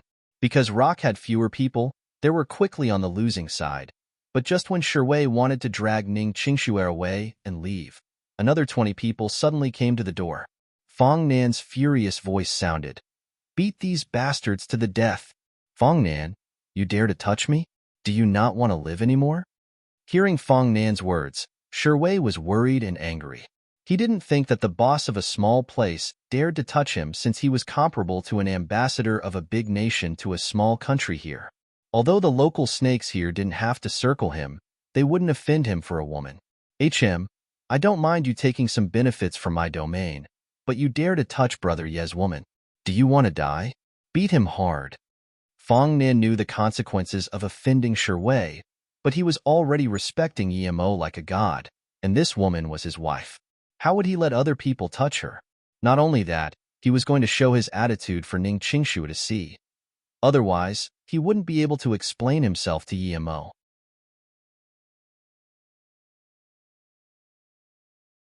Chapter 95. The Second Beautiful Lady Who Comes to Flowing Snake. Chapter 95. The second beautiful lady who comes to Flowing Snake with the men Fong Nan had brought. Shi Wei didn't have the slightest ability to resist before having one leg broken. However, Fong Nan didn't dare to kill him. Although he didn't need to be held responsible legally for his death, the amphibious gang was too strong. If he had killed Shi Wei, there would only be a war between the two. The reason he broke Shi Wei's leg was mainly to show some respect to Ning Qingxue. "Take your men and P***s off immediately." Fong Nan didn't hesitate to kick out Shi Wei. In this Flowing Snake, his words still had power. Although Shi Wei was extremely angry, he couldn't do anything about it in Flowing Snake. If Fong Nan told him to leave, that was the only thing he could do. Even if he wanted his revenge, he had to wait until he reported the incident here with exaggeration. Shi Wei took his few men and left this hotel. They just swapped for another one, but didn't leave Flowing Snake. One reason was that it was already late, and he had a broken leg, so they had nowhere else to go. Another one was that even if Fong Nan knew that he hadn't left Flowing Snake, Fong Nan wouldn't go look for him. Fong Nan indeed knew that Shi Wei hadn't left Flowing Snake, but he didn't dare to do things over the top. If it was regarding the incident with Ning Qingxue, he had the rights to, but if he were to kick Shi Wei out of Flowing Snake, then he wouldn't have any justification. If he was stronger, then it didn't matter if he was being unreasonable or not. But no matter how strong he was, he wouldn't be stronger than the amphibious clan. Ning Qingxue stared dumbfoundedly at the fight that had started because of her. It started fast and finished fast and left a ground full of blood. She didn't think that Emo had such loyal friends in Flowing Snake. She felt more confused about Emo, who spent his time growing flowers all day long. Then, she thought about how Song Shaowen and Song Xiaotan were killed by him, plus what she had seen today. It seemed that what Xiao Lei had told her was true. Emo really had great capabilities. Then why did she hear in Beijing that Emo was a completely useless human being? Fong Nan saw Ning Qingxue's face and was stunned as he thought that only someone like Brother Yi could have such a wife. This woman was a bit too beautiful. However, Fong Nan respectfully transferred Ning Qingxue to another special place and told her the things about Emo and Flowing Snake. He even didn't hide the fact that Emo had annihilated 2 clans. In his view, Ning Qingxue was Emo's wife, so she must have already known about what Emo had done. The more Ning Qingxue heard, the more astonished she was. She didn't think that Emo had done so much in Flowing Snake in such a short period of time. He had beaten the bosses here to be respectful of him. However, what made Ning Qingxue disappointed was that Emo didn't come back and seemed to have gone somewhere else. Ning Qingxue suddenly felt a little lonely sleeping at this borderline fort in Flowing Snake. She didn't know why she came to find Emo. From the start, Emo was just helping her. Even the marriage was fake. Did she love him? Or was it because of something else? What if she really did find Emo? What should she say? Was she going to say sorry? I shouldn't have treated you like that before, and then no matter what Emo replied, she would go back to her own life? Ning Qingxue suddenly felt lost. Love? What was love? Regardless of whether she loved Emo, was she going to find someone else to marry afterward? She had no intentions of divorce after marrying with Emo, but was she supposed to find Emo and tell him that she didn't want a divorce? Was that all? Ning Qingxue sighed. The more she thought that she understood Emo, the more she was confused, which was very contradictory. Although she didn't understand Emo very much, she felt that out of all the people she had met, no one was as magnanimous as him, and perhaps he was the one she needed. Originally, she had a skewed view of Emo, probably because she didn't really understand him. After he was gone, she didn't divorce, and perhaps at that time, she had subconsciously agreed to be his wife.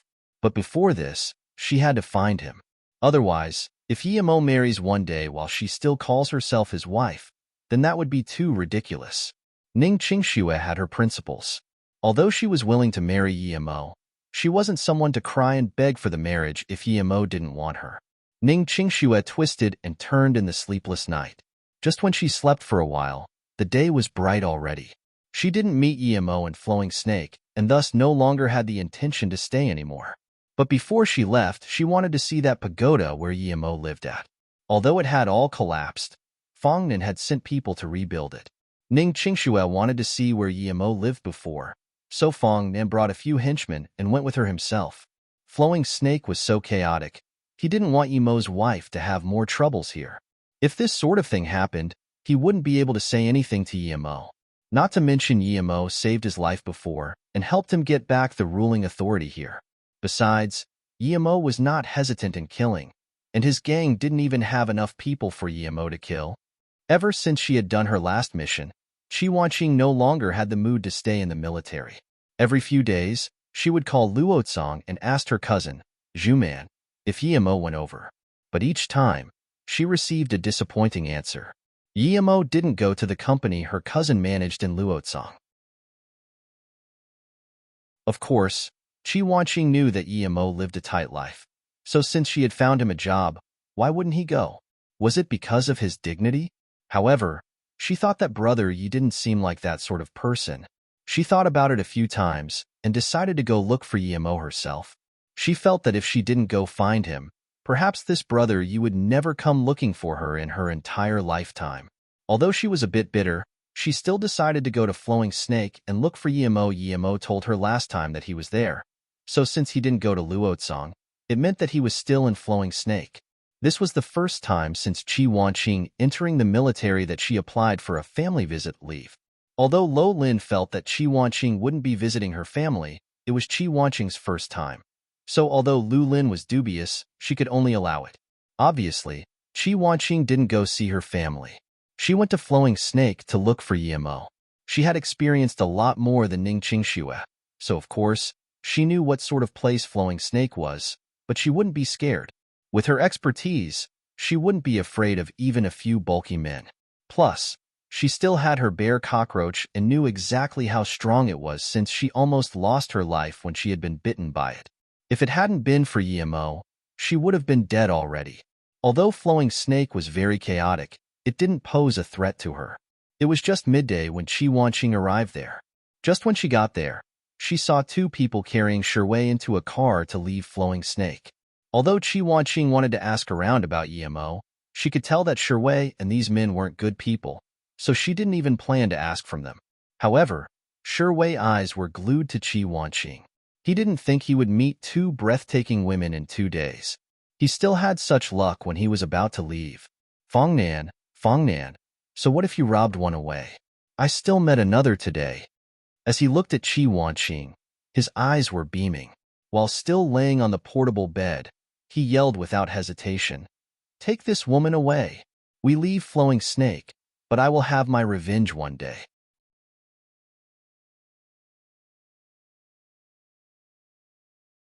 Chapter 96.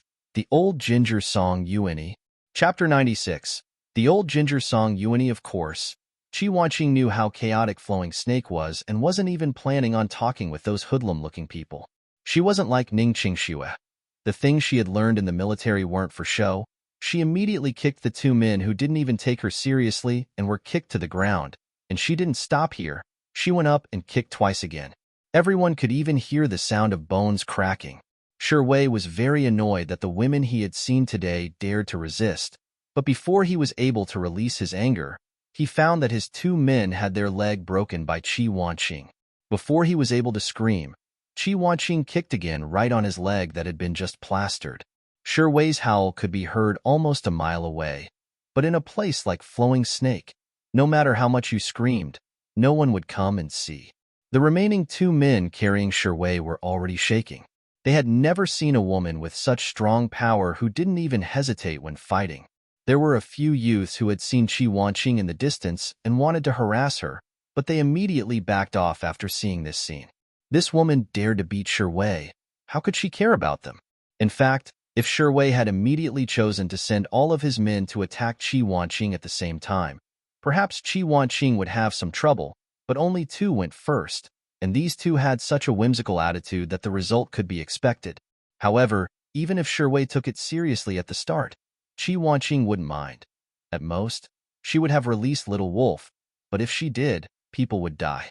Although Qi Wanqing knew how chaotic this place was, she didn't want to kill people so easily.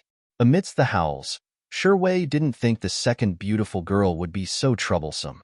Wei, who was under unbearable pain, saw that this woman didn't seem like she wanted to punish him more, so he resisted the pain and called out, "Leave quickly." Qi Wanqing saw them leave but didn't care. She was prepared to ask someone, but unexpectedly, the person who walked up toward her was a woman even prettier than her. However, this woman had a few men following behind her and appeared to be the leader of a gang. Was the head of Flowing Snake a woman? However, this woman didn't seem to dress like that. She seemed more like a docile, well-educated girl. No matter what, it was better to face a woman than a man. Thinking about this, Qi Wanqing walked toward this woman. She wanted to ask about Yimo. When Ning Qingxue first saw Qi Wanqing, she felt that something was strange but couldn't say what it was. However, it felt very real. Didn't they say that Flowing Snake was chaotic? How come such a pretty woman, not one bit inferior to me, is here? She was startled. Fong Nan and several of his men were accompanying Ning Qingxue, who went to see the pagoda, and when they saw that breathtaking woman, they started to wonder what was going on recently in this place, since two women of such caliber came consecutively in 2 days. Fortunately, they hadn't seen Qi Wanqing kicking the other men, or their impressions would have been different. "Hello, do you know if a man named Yimo is here?" Qi Wanqing asked as she blocked Ning Qingxue's group. "You are also looking for him?" Ning Qingxue was surprised as she looked at the woman in front of her. She was charming, yet had the look of a martial artist. It was not surprising that she had such a strange feeling earlier, almost as if she had a sixth sense. "You are?"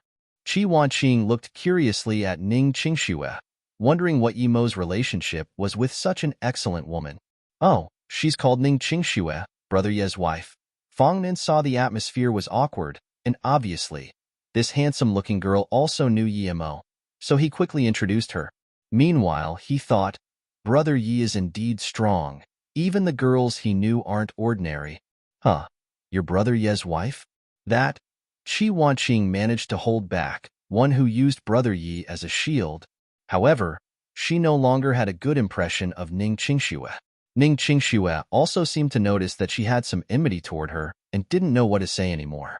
She didn't even ask what she was to Yimo as she was scared that she wouldn't be able to handle the result. The atmosphere was awkward once again. Even Fong Nin could tell what was happening. The two seemed to have a conflict over Brother Yi, and he was immediately worried. Both of these women seemed to be related to Brother Yi, so it was not good to help either of them. One seemed to be the legal and the other the hidden. He couldn't let them stare off like this. If they had a fight, he would be the one to suffer. Thinking about this, Fong Nin wiped the sweat from his forehead and said, It's already noon, and we're all starving. Why don't we go eat first?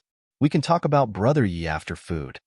He was the gang leader and always lived his life on the edge, but now, it was really hard for him to be the peacekeeper between two women.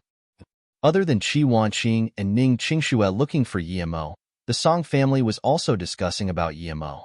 Although all sorts of signs indicated that Song Xiaotan's death was related to Yimo, it was not surprising that he could kill Song Xiaotan. However, it would be shocking if he could actually kill Hu Qiu. Thus, the Song family still couldn't be sure that Song Xiaotan was killed by Yimo. Can we confirm that the Shering who suddenly appeared in Ninghai and disappeared is Yimo? The Song family had 2 of their third-generation children murdered, so Song Qiming's anger could no longer be described. Although Song Shaowen was his son, Song Xiaotan was the brightest one in the 3rd generation, yet he was killed in Ninghai. We can't be sure yet because even though he looks quite similar to Yimo, the face of Shi Ying is too blurred. The main thing is, Shi Ying's power is definitely higher than Hu Qiu. Otherwise, he wouldn't be able to beat Pu Dongheng in one move. The greatest point of suspicion is that Fang Weiqing first saw Shi Ying at Ningdu district, and that's where Yimo was living at the time. Song Hai reported every detail of his investigation. It doesn't matter whether Shi Ying is Yimo or not. He has a great connection to Xiaotan's death. Besides, Shi Ying kills with metal nails and, up until now, we haven't found any ancient martial arts family that likes to kill with metal nails. The old man who spoke was 50 or so, Song Qishan. He was called Uncle Shin. His status was just below Old Man Song and Song Qiming.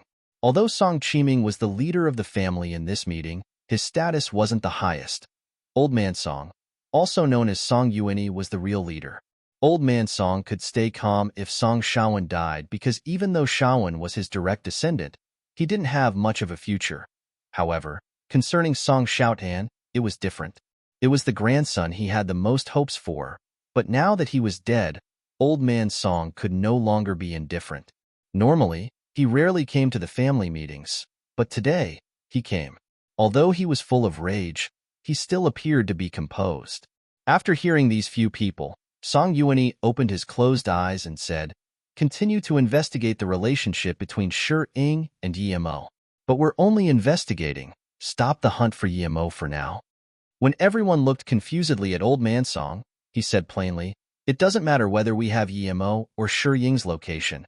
We just need to think of a way to make Qianlong Tu know." Yimo had already raised the attention of that Yi family. What you need to do is to let Qianlong Tu know that Yimo killed his son. After pausing for a bit, Old Man Song continued, "And you need to let the Yi family know Yimo's excellence, but don't reveal that Yimo possibly killed Qianlong Tu's only son. Other than that, we just need to enjoy the show. Besides, could it be so simple to kill Hu Qiu?" Near the end, Song Yuanyi's tone grew bleak. Everyone understood the old man's intentions and couldn't help to think that the oldest gingers were the spiciest. Making Qianlong Tu deal with the Yi family, and at the crucial moment, all the Song family had to do was give it a push. The old man's intentions were to use this opportunity to completely smash the Yi family to a point where they would never be able to recover. Of course, Yimo didn't know that 2 women had been looking for him in Flowing Snake, and he didn't know the shenanigans that the Song family was using against the Yi family. Even if he knew, he would pretend he didn't know since he had no relationship with the Yi family anymore. He had opened his little clinic, but was still operating without a license. Not only was the position far off the center of the city, but there were only him and Yu Eru now. He chose this distant place because other places were too expensive, but the main reason was that this place was in an old private house, and when Yimo rented the old house, he had paid for 2 years' rent. There was a yard in the back of the house where he could grow silver heart grass, which was exactly what Yimo wanted. For him, business came after growing the silver heart grass. However, the 3rd day that the clinic had opened, they had their first patient when they least expected. Yimo and Yu Eru were awoken by a hurried knock in the middle of the night.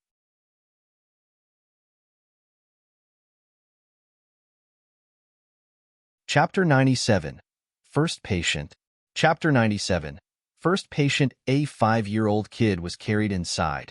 Not only were his eyes tightly shut and his face was pale, but his body was also convulsing. "Doctor, please save my son. The ambulance is coming, but they still need 20 minutes before they get here. I'm afraid my Zangson won't last more than 10 minutes. As soon as Yu Eru opened the door, a middle-aged woman carried a small child inside screaming for help. Following close behind was a middle-aged man. His face was also showing how worried he was. Other than these two, there was also a woman in her 50s behind them. Guillermo wondered if the whole family had come. The child probably had a relapse in his condition and needed to go to the hospital. However, the ambulance could only arrive 20 minutes later, and the family was afraid that his condition would worsen before the 20 minutes. So they came to this clinic, trying to save the child's life for now. They were doing all they could in this time of crisis. Master, although Yi Eru learned Chinese medicine from his grandpa, he realized under Yi Mo's tutelage that his medical skills were far superior to his grandpa. So he called Yi Mo master. Yi Mo was prepared to teach Yu Era medicine, so he didn't stop him from calling him master. The condition of the child now was obviously out of Yu Era's range of ability. Yi Mo walked over and said to that woman, "Put your child on the bed." The woman was panicking now, so hearing Yi Mo's words, she immediately put the child on the bed and didn't even try to ask Yi Mo any questions. Seeing that the child on the bed, Yi Mo took out his silver needles and was about to use them. "Wait, what do you want to do? We just want you to gain some time for the child to wait for an ambulance. Why are you taking out the needle for?" The middle-aged man had come back to his senses as he looked at the needles. They were originally so worried that they tried to get all the help they could get. From his child convulsing to now, it had already been a few minutes, but he was calmer now. Yet, the doctor of a small street-side clinic was going to use needles on his child, so he immediately reacted. This was only a clinic that opened a few days ago, and he didn't even see a certificate here. Yi Mo stopped the needle in his hand and looked indifferently at the middle-aged man and didn't talk. For him, since the child was brought here, he didn't mind saving the child. But if the parents didn't even believe in him, he didn't need to mind others' business. He was a cultivator. Although he had spent quite some time on Earth, he still didn't weight the lives of normal people very much. However, he wasn't a heartless person either, so he would help if he could.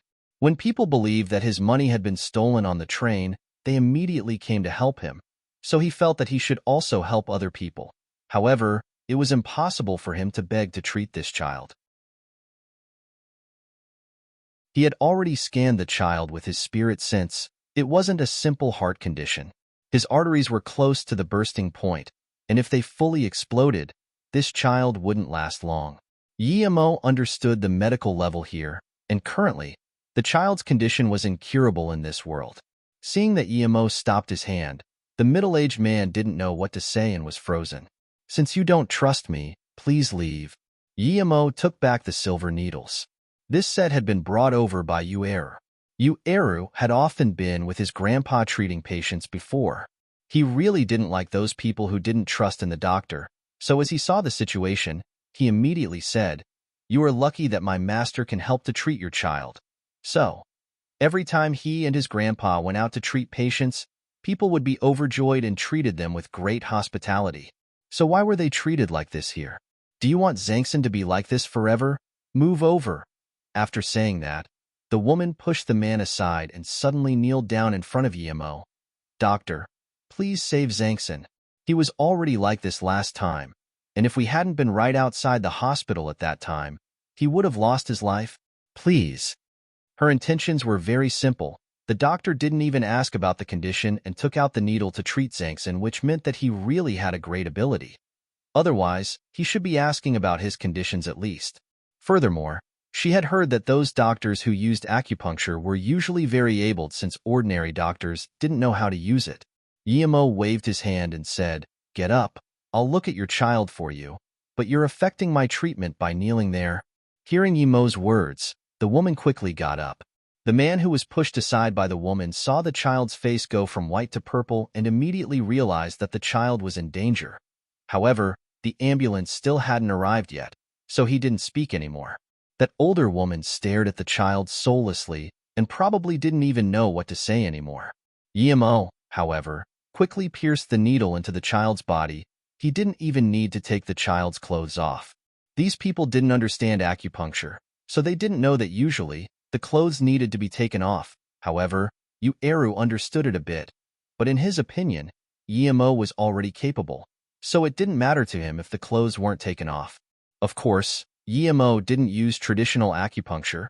He was using the needles as a bridge to pass his qi into the child's body and gradually ease the damaged arteries. This wasn't a complete treatment. Otherwise, he would have to repair the arteries. Yemo wouldn't dare to treat it now, whether he were able to or not.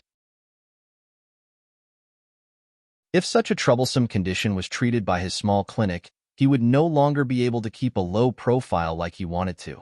However, if he eased the condition, that would still be reasonable, so he shouldn't attract too much attention. In order to completely treat this condition, Yemo had to first reach the third stage, then use many other herbs.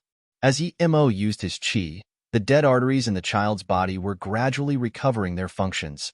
The purple on his skin was continuously fading and, after 10 minutes, the child's face returned to normal. Even those who didn't understand medicine could tell that the child was getting better. The man and woman were overwhelmed with joy and came up to grab the child's hand. Meanwhile, Yemo was left to the side. At this moment, the siren of the ambulance could be heard. Finally, the couple remembered that their child was saved by Yemo and hurried over to thank him. Yemo waved his hand. "The ambulance is here. Take your child to the hospital." Despite knowing that the hospital couldn't cure this disease completely, it would be good to get a checkup. The couple didn't dare to waste time and took the child into the ambulance. They didn't even have time to pay the fees. Qi Wanqing and Ning Qingxue, who were in Flowing Snake, had understood now that both of them didn't know where Yemo went. From Ning Qingxue's mouth, Qi Wanqing understood that Yemo had offended the Song family, which shocked her quite a bit. Although her grandpa was a soldier and so was her father, compared to the Song family, they were far off. "Wanqing, what do you mean Yemo could have possibly gone to the desert?" Hearing Qi Wanqing's words, Ning Qingxue had completely believed that Yemo wasn't an ordinary person, even though she didn't understand why Yemo was pretending to be a normal person and was even kicked out of the Yi family.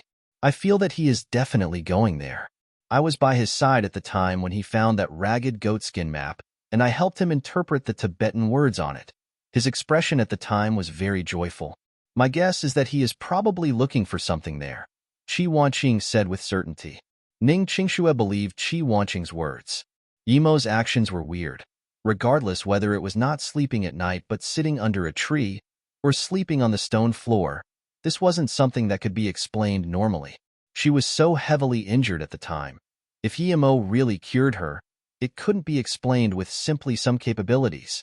She knew that she had an aunt who practiced the ancient martial arts. However, she had never seen her since. From what her mother had said, it was very hard for her aunt to come out.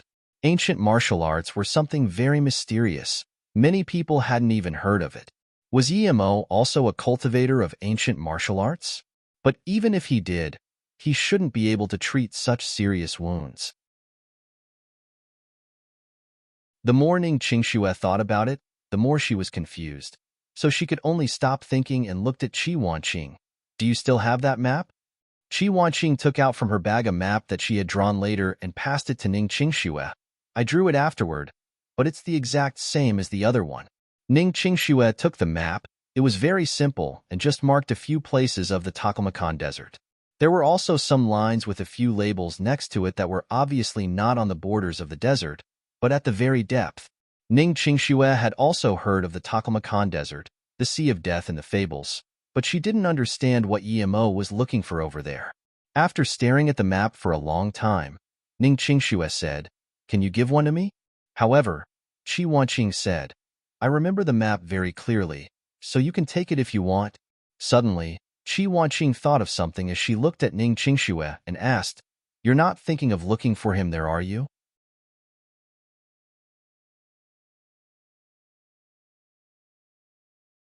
Chapter 98. Last News. Chapter 98. Last News. Ning Qingxue nodded. "Sometimes, ideas just pop out, just like how I came to Flowing Snake this time. I know it is dangerous here, but I always fantasize that I can meet Yemo and won't be in any trouble. If it had been before, I definitely wouldn't have done such a thing. But now, I can't help myself. I don't know if I miss him. I can't articulate that feeling."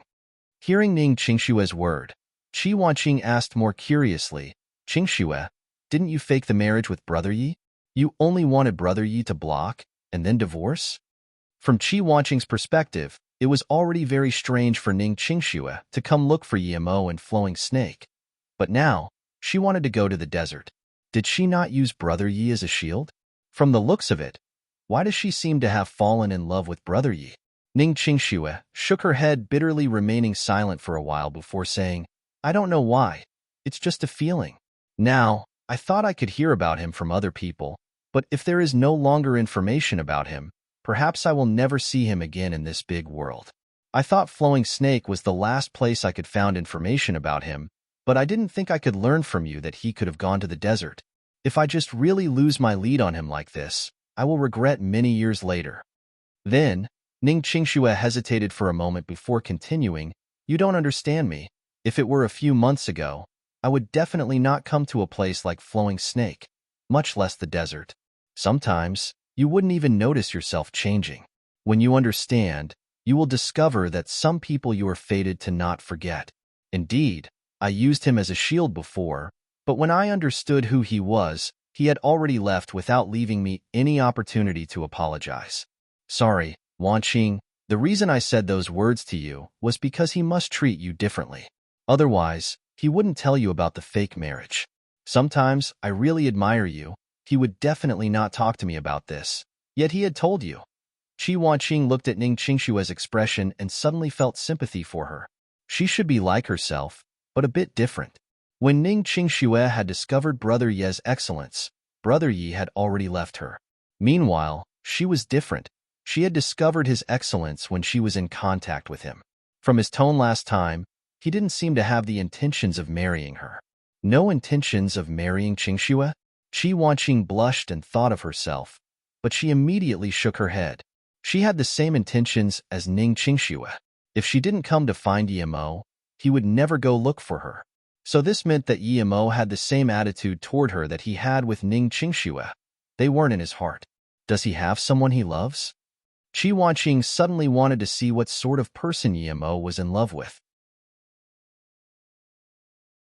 Even excellent girls such as her and Ning Qingxue weren't in his eyes, so what sort of person would he like? Qi Wanqing suddenly stopped herself from thinking and raised her head to look at Ning Qingxue. Qingxue, it's too dangerous for you to go to the desert alone. And Taklamakan is the sea of death. It is countless times more dangerous than Flowing Snake. Perhaps in Flowing Snake, you could still meet Fong Nan, but in the Taklamakan, other than Sandstorm, you get the scorching sun. It's pretty much certain death there. Ning Qingxue shook her head. I know how dangerous it is, but did you know that not long ago I was someone who was mortally wounded? I've already experienced death once. I just want to ask him if I am really that bad and if it is so hard to just see me once. If he wants me to stop bothering him again, I will leave immediately. He gave me my life. It's nothing if I give it back. Ning Qingshue's tone seemed to get melancholic, and she couldn't continue talking anymore.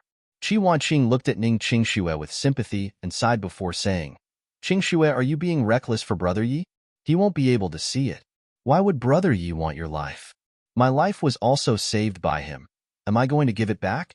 And perhaps it's not that he doesn't want to see you, but that he really is busy. Maybe he doesn't even know that you want to see him. However, Ning Qingxue didn't talk. She was determined. Reckless or not, she couldn't calm down unless she could see Yimo once. Moreover, she felt that she was right. Perhaps this was the last news of Yimo and may never get to see him again if she missed this time. Even if it meant waiting on the rim of the desert, she would still wait.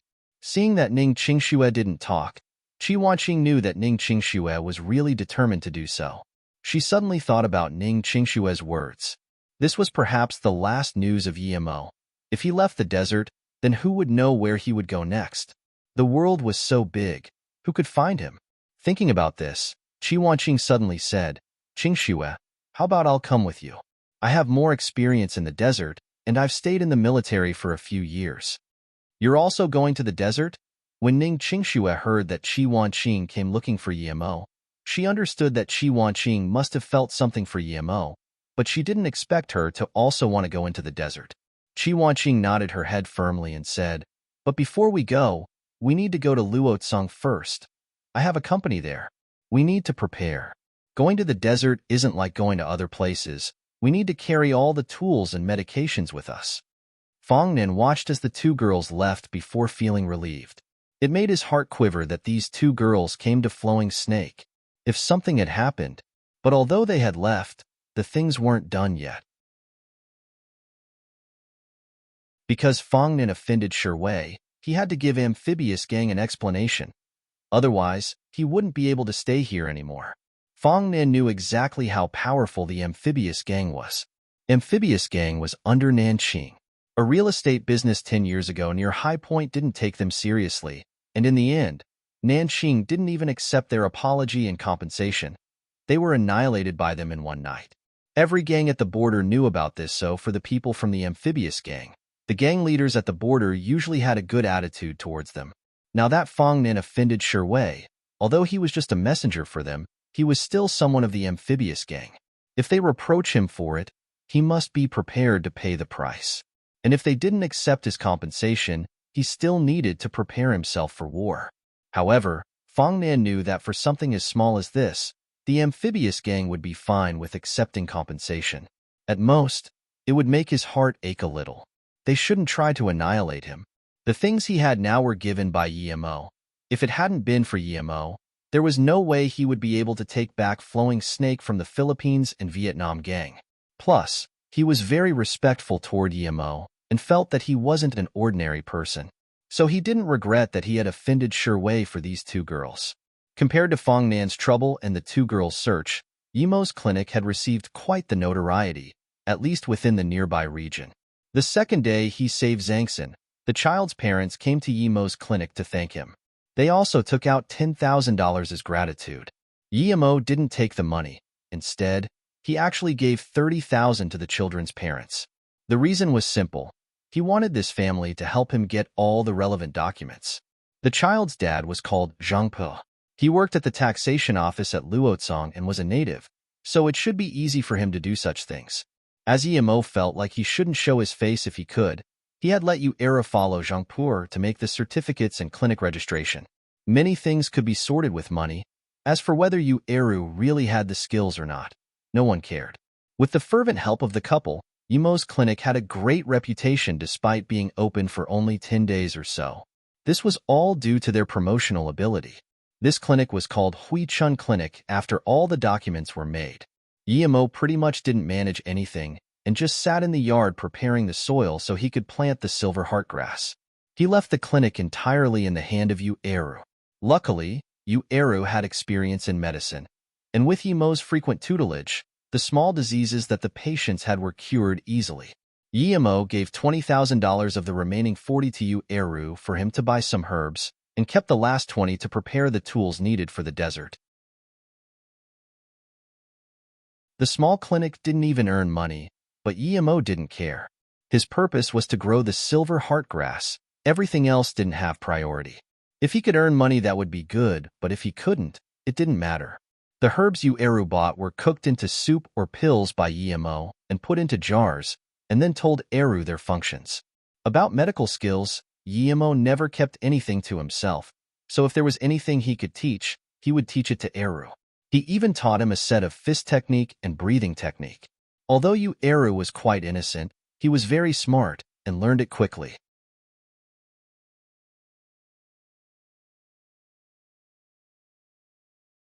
Chapter 99. Luo Susu. Chapter 99. Luo Susu. Although Yimo had tried to reject the troublesome conditions, their clinic was still gradually rising in fame. Of course, it was due to the propaganda of the surrounding citizens, but it was mainly due to the discovery that many people only needed to come here once and their diseases were cured, which was different than going to the hospital. If you went to the hospital, you might need to go several days in a row. However, the only bad thing about Hui Chun was that its prices were a bit high.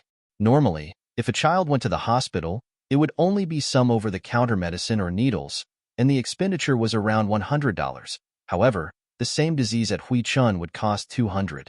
Nevertheless, since it was Chinese medicine, only one take of the medicine was needed, which was different to the 1-week recovery by the hospital.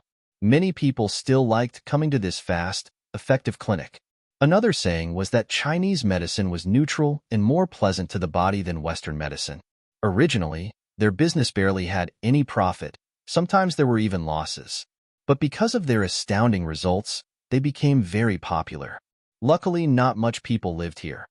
Otherwise, the clinic really wouldn't have enough people to treat every patient. Emo had pretty much planted the silver heart grass and barricaded it as he was prepared to go to the desert. However, he realized that his business was getting better and frowned. Emo's idea was that it would be fine as long as the business could make some money. It didn't need to be too good. He understood the logic of keeping a low profile. However, Emo wouldn't take the money and not cure the patients. This wasn't his character. After thinking for a long while, Emo could only tell Eru that the herbs were limited, and he could only see a limited amount of patients each day. The others would have to wait until the next day. However, Emo hadn't learned about marketing. He didn't know that after he had made this rule, his business grew more popular instead. Emo didn't have time to stay every day in the clinic and treat patients. Thus, he had no choice but to teach the basic means and recipes of some medicine to Eru. At the same time, he hired a girl to help, and only then did he get free time. When Qi Wanqing and Ning Qingxue came to Luozong, Emo hadn't left yet. Sometimes, one looked very hard but didn't even realize that it was just right beside him. Ning Qingxue and Qi Wanqing spent almost 2 weeks to prepare while Emo was still cultivating his silver heartgrass in the yard. When the two had already left Luozong and went to the desert, Emo was still preparing for food and equipment. Although she knew that Qi Wanqing hadn't contacted her own family for a long time due to the incident with the marriage, Qi Wanqing's cousin could no longer remain calm after hearing that they were preparing to explore the desert. In the military, they had connections and people would look after each other, but the desert was merciless, and Qi Wanqing was going to the Taklamakan. It was dubbed the Sea of Death, and its ethnic name meant place where one could go in, but not go out. So Qi Wanqing's cousin started to wonder if the two girls were crazy and why they would go to the Taklamakan for an adventure. So as soon as Qi Wanqing left with Ning Qingxue, she called Qi Wanqing's mother, Tang Qianping. You stayed. Ning Qingxue's mother was talking to a girl in her 20s. What was intriguing was that the girl had a face cover and wore a pale yellow dress. However, her dress wasn't the same style as the modern-day style of young people. It seemed like a dress of an old era. This girl had long, black hair that was casually held up by a water blue clip, and a few loose strands of hair beside her ears gave her an out-of-the-world sense. Susu, this time, Qingxue was mortally wounded, and we had thought that she would die, but we didn't expect that she would suddenly be cured in a single night. Otherwise, I wouldn't have called you out. I know how hard it is for you to come out even once, Sai. Lan Yu regretted calling this woman out now because she knew it was hard for her to leave, so she couldn't bother her with trivial things. This time, her daughter was heavily wounded, and thus, Lan Yu thought about it before calling her out. However, she hadn't expected her daughter to be suddenly cured. She really would have had nothing to do if she still looked for trouble with the Song family when her daughter was perfectly fine. It doesn't matter, Sister Yu. If it hadn't been for you before, I wouldn't even be here anymore. Although I went to the hidden doors, I still remember Sister Yu's goodwill, so I would be able to come out a few more times for you. Much less this once. Besides, something happened to Qingxue, so it is my duty to come and help her. As for that Song family, I will go have a look. The girl who had a face mask on had the voice of a charming bird, yet sounded spiritual. Just when Lan Yu wanted to stop Luo Susu from going to the Song family, Li Mumei suddenly ran in and said, Ani Yu, Qingxue went to the Taklamakan desert. When I called her, she had already arrived. I tried to convince her, but she said that she knew what she was doing and then actually shut her phone. Lan Yu suddenly stood up and spoke coarsely. What? You said that Qingxue went to the Taklamakan desert? What is she doing there? She said that she was going on an adventure with her friend. When I asked who she was going with, she only said that it was another girl. 2 girls going to the Taklamakan. This? Even Li Mumei didn't know what to say about Ning Qingxue. Taklamakan, many people have been lost there. Qingxue, this child, why can't she let me worry less? She was very good when she was in Beijing, but why did she change so much ever since coming to Ninghai? Sigh. Lan Yu suddenly sunk back into her seat speechless. Hearing Lan Yu's words, Li Mumei deeply felt the same. The original Qingxue not only had her own opinion, but would never be impulsive for something. In the company, she organized everything, and she would cooperate very closely. But ever since she married Emo, she changed too much, and now, Even Mumei could no longer understand Ning Qingxue and didn't dare to guess what Ning Qingxue was thinking in her heart. Now, she was really naive sometimes. This was greatly discordant with the original Ning Qingxue, who would block a stick with their own body for a small blade of grass. Previously, she wouldn't have believed that Ning Qingxue would live alone at a far-off house by herself, or go to the desert no matter what. Had she fallen in love? They all say girls who were in love became foolish. The things they do are incomprehensible. However, Li Mumei didn't believe that Ning Qingxue would fall in love with someone either. Li Mumei still didn't know that Ning Qingxue was a flowing snake.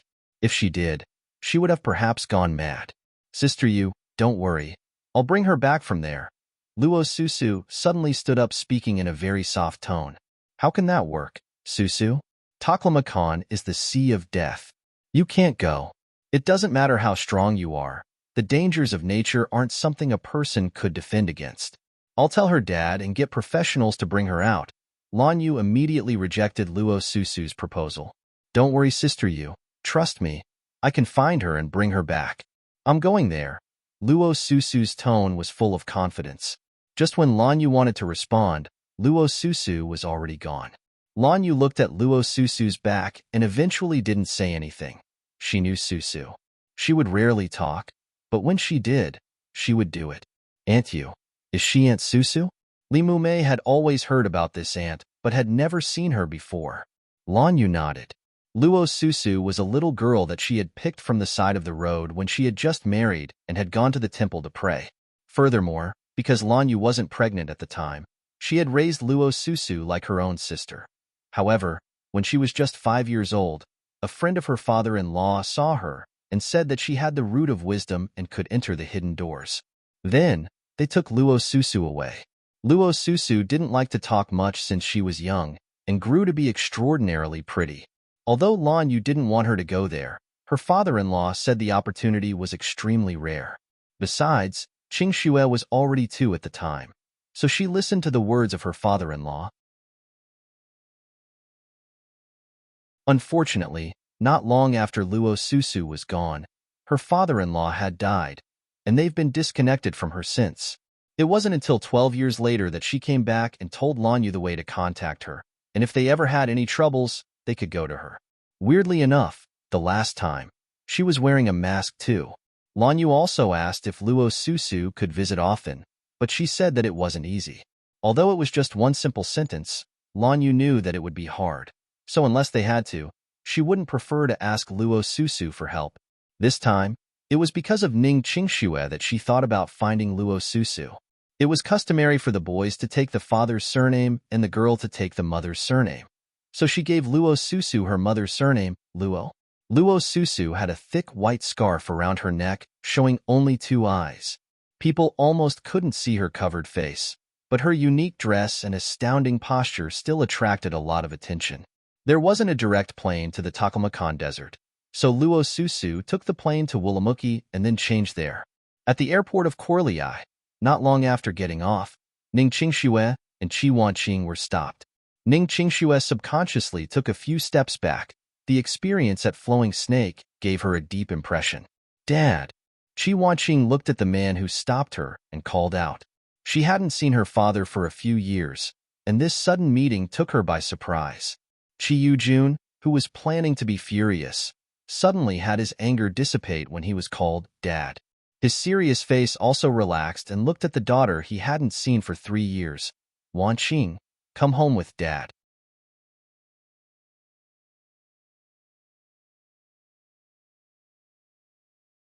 Chapter 100. Stopped?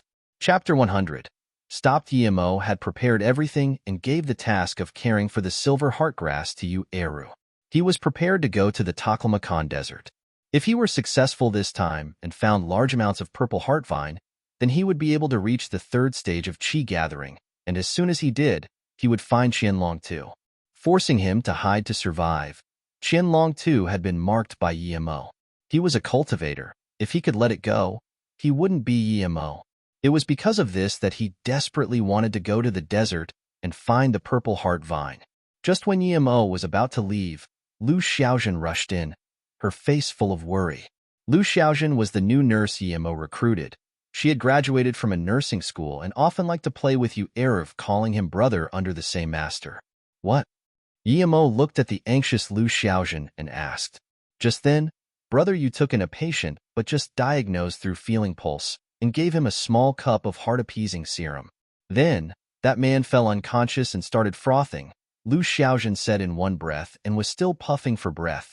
However, the worry on her face didn't lessen because if a small clinic caused the death of a patient, it would be different to a big hospital. The big hospital could deny, but the small clinic had to be fully responsible. Yemo put down the bag he had packed and hurried over to the clinic. He had already told Eru not to take the troublesome patients. If they couldn't cure it, it would affect their reputation, but if they did manage to heal it, it would attract too much attention and wouldn't be good for Yemo either. The clinic had opened for more than 20 days, and this was the first time this situation had arisen. Before arriving, Yemo had already scanned with his spirit sense since the clinic was just in front of where Yemo lived. When he came to the clinic, he saw Eru sweating, trying to save the man on the bed, and was obviously very worried. On the bed laid a man in his 40s, who still had froth coming out of his mouth, but his eyes were closed. Obviously, his condition wasn't light and should be out cold. Beside the man stood a teenage girl who looked like a high school student, and another woman accompanied by a young man. Other than these three, two others people in the clinic seemed to be patients here, while three people were enjoying the show at the door. Come down first. Yemo, with only one glance, knew that Era's method would not be able to save and wake up the man. Master, you're here. Hearing Yemo's voice, he had finally calmed down. In his eyes, his master was capable of everything. Yemo had already seen that the man being unconscious had nothing to do with the heart-appeasing serum. It was due to other reasons. So Yemo didn't go there to treat him. He wanted to see first what the families would say. If they tried to blame it on him, then he wouldn't be nice anymore. Seeing Yemo look over, the middle-aged woman rubbed her eyes and said, Doctor, my husband has always had this disease, so I don't blame you. I just heard that many people say that you could cure some incurable diseases, so I came to try my luck. However, I didn't expect my husband to have an outbreak again. Sorry, I'll call the ambulance right away. Yemo sighed. This woman had a good character and didn't try to blame him like some other people would, which gave Yemo a good impression of her. Her husband fainted in this clinic, and yet she was still the one to apologize to the doctor there. Yemo remembered when he was in Ninghai, he had read in the newspaper that an old lady fell down, and someone tried to help her up, but she actually blamed that person for knocking her over and even wanted him to pay her compensation. Compared to that, this woman's characters was infinitely better, and Yemo decided to save her husband just because of the woman's character. Thinking about this, Yemo waved his hand and smiled. Don't call them. It's useless to go to the hospital unless you want them to do an open brain surgery on your husband. However, that would still be detrimental. Coincidentally, I have a way to cure this disease, so I'll look at it for him now. This woman was shocked on the scene upon hearing that Yemo could cure her husband. Although her husband's disease wasn't incurable, it was very hard to cure. This was the conclusion they drew from seeing so many doctors. They came to this clinic because they had heard that as long as they took you in, you would be treated. Originally, they came to try their luck and, of course, Eru rejected to do any treatment. However, he was too kind-hearted. Seeing that this man was in pain, he gave him to drink a cup of heart-appeasing serum, but he didn't expect a problem to arise out of that. Eru wanted to help this man, so Lu Xiaojun hurried to get Yemo. Although this woman knew her husband's problem, she hadn't called an ambulance because she had thought that Eru would be able to save him. However, she hadn't expected Eru to be unable to save her husband, even when his master came out. Thus, she decided to call the ambulance. Nevertheless, she would have never expected this younger-looking man to say that he could cure her husband and was immediately stunned. By the time she had reacted, Yemo was already saving her husband. Yemo knew this man's disease with a scan of his spirit sense.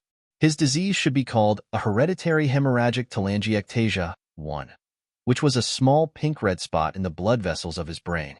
Even open-head surgery wouldn't be able to fully remove it and might instead cause more severe consequences. Thus, Yemo said that hospitals currently wouldn't be able to treat such disease. However, this disease only tortured people.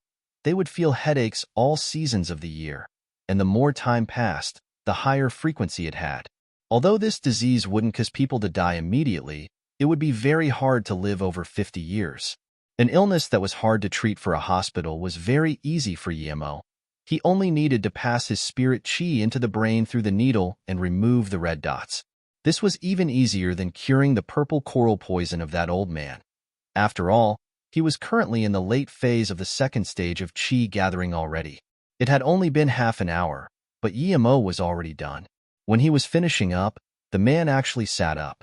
Everyone was stunned as they looked at Yemo and wondered how there could be such magical doctor. He had only needed half an hour to make a person who looked like he was about to die lively again. The man sat up and was in shock, but soon he reacted and touched his pain-free head with joy. That joy was so intense that he was ready to call Yemo Dad. A few decades of headaches suddenly disappeared? Anyone would be delighted. Miracle doctor, this man said, and was about to kneel down and bow his head. However, Yemo stopped him. I just happen to know how to cure this disease.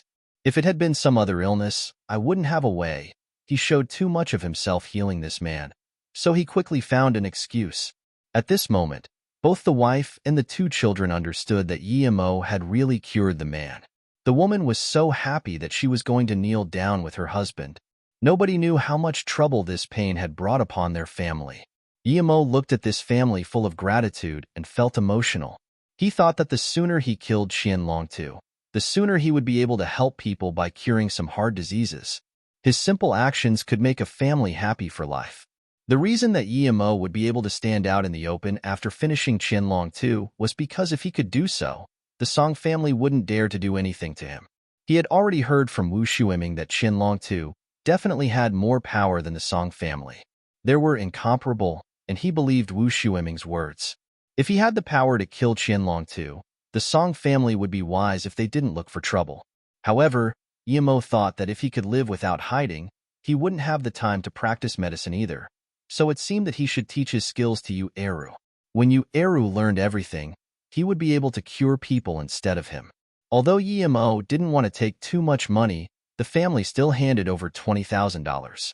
Yemo wasn't short on money now, and the clinic was going well, so he insisted on only taking $5,000.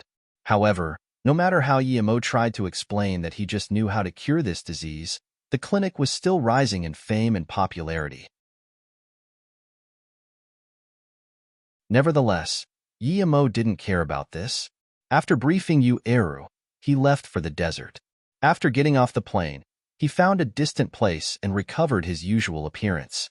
He was about to go into the desert and didn't want to go in as Emoyi, so he switched back to Yemo. After all, if he was suspected of anything there, then he could use the identity of Emoyi to cover up. Yemo wasn't planning on taking the bus into the desert as he didn't want anyone to know what he was doing. Besides, his cloud shadow step was not slower than cars, and actually it was much faster than cars in the desert. As soon as he had left Korliai, Yemo felt that he was being watched. He realized that it was 3 people and, although Yemo didn't know why they were monitoring him, this was at the border of the desert, so he wasn't worried at all. If he went into the desert, it would be very hard for them to find his track. You wait. One of the men rode on a motorbike and stopped Yemo. Seeing that Yemo had stopped, he asked, "There's a car. Why don't you take it? Why are you running?" Then, he waved towards the 2 men behind him. One of them took out 2 photos and, as he looked at Yemo, he frowned. Seeing this, Yemo immediately knew he was suspected. He just didn't know what picture they were looking at. So what if I run? Move aside. Yemo estimated that things would get dirty today. I can't tell about the face, but the figure looks really similar to Shering, and that man is called Yemo, the person looking at the photo said. Take him away first, the man riding the motorbike said. At the same time, he took out a big knife from his bag. Notes. 1. If anyone is interested, it is not only in the brain. https://en. Wikipedia. org/wiki/hereditary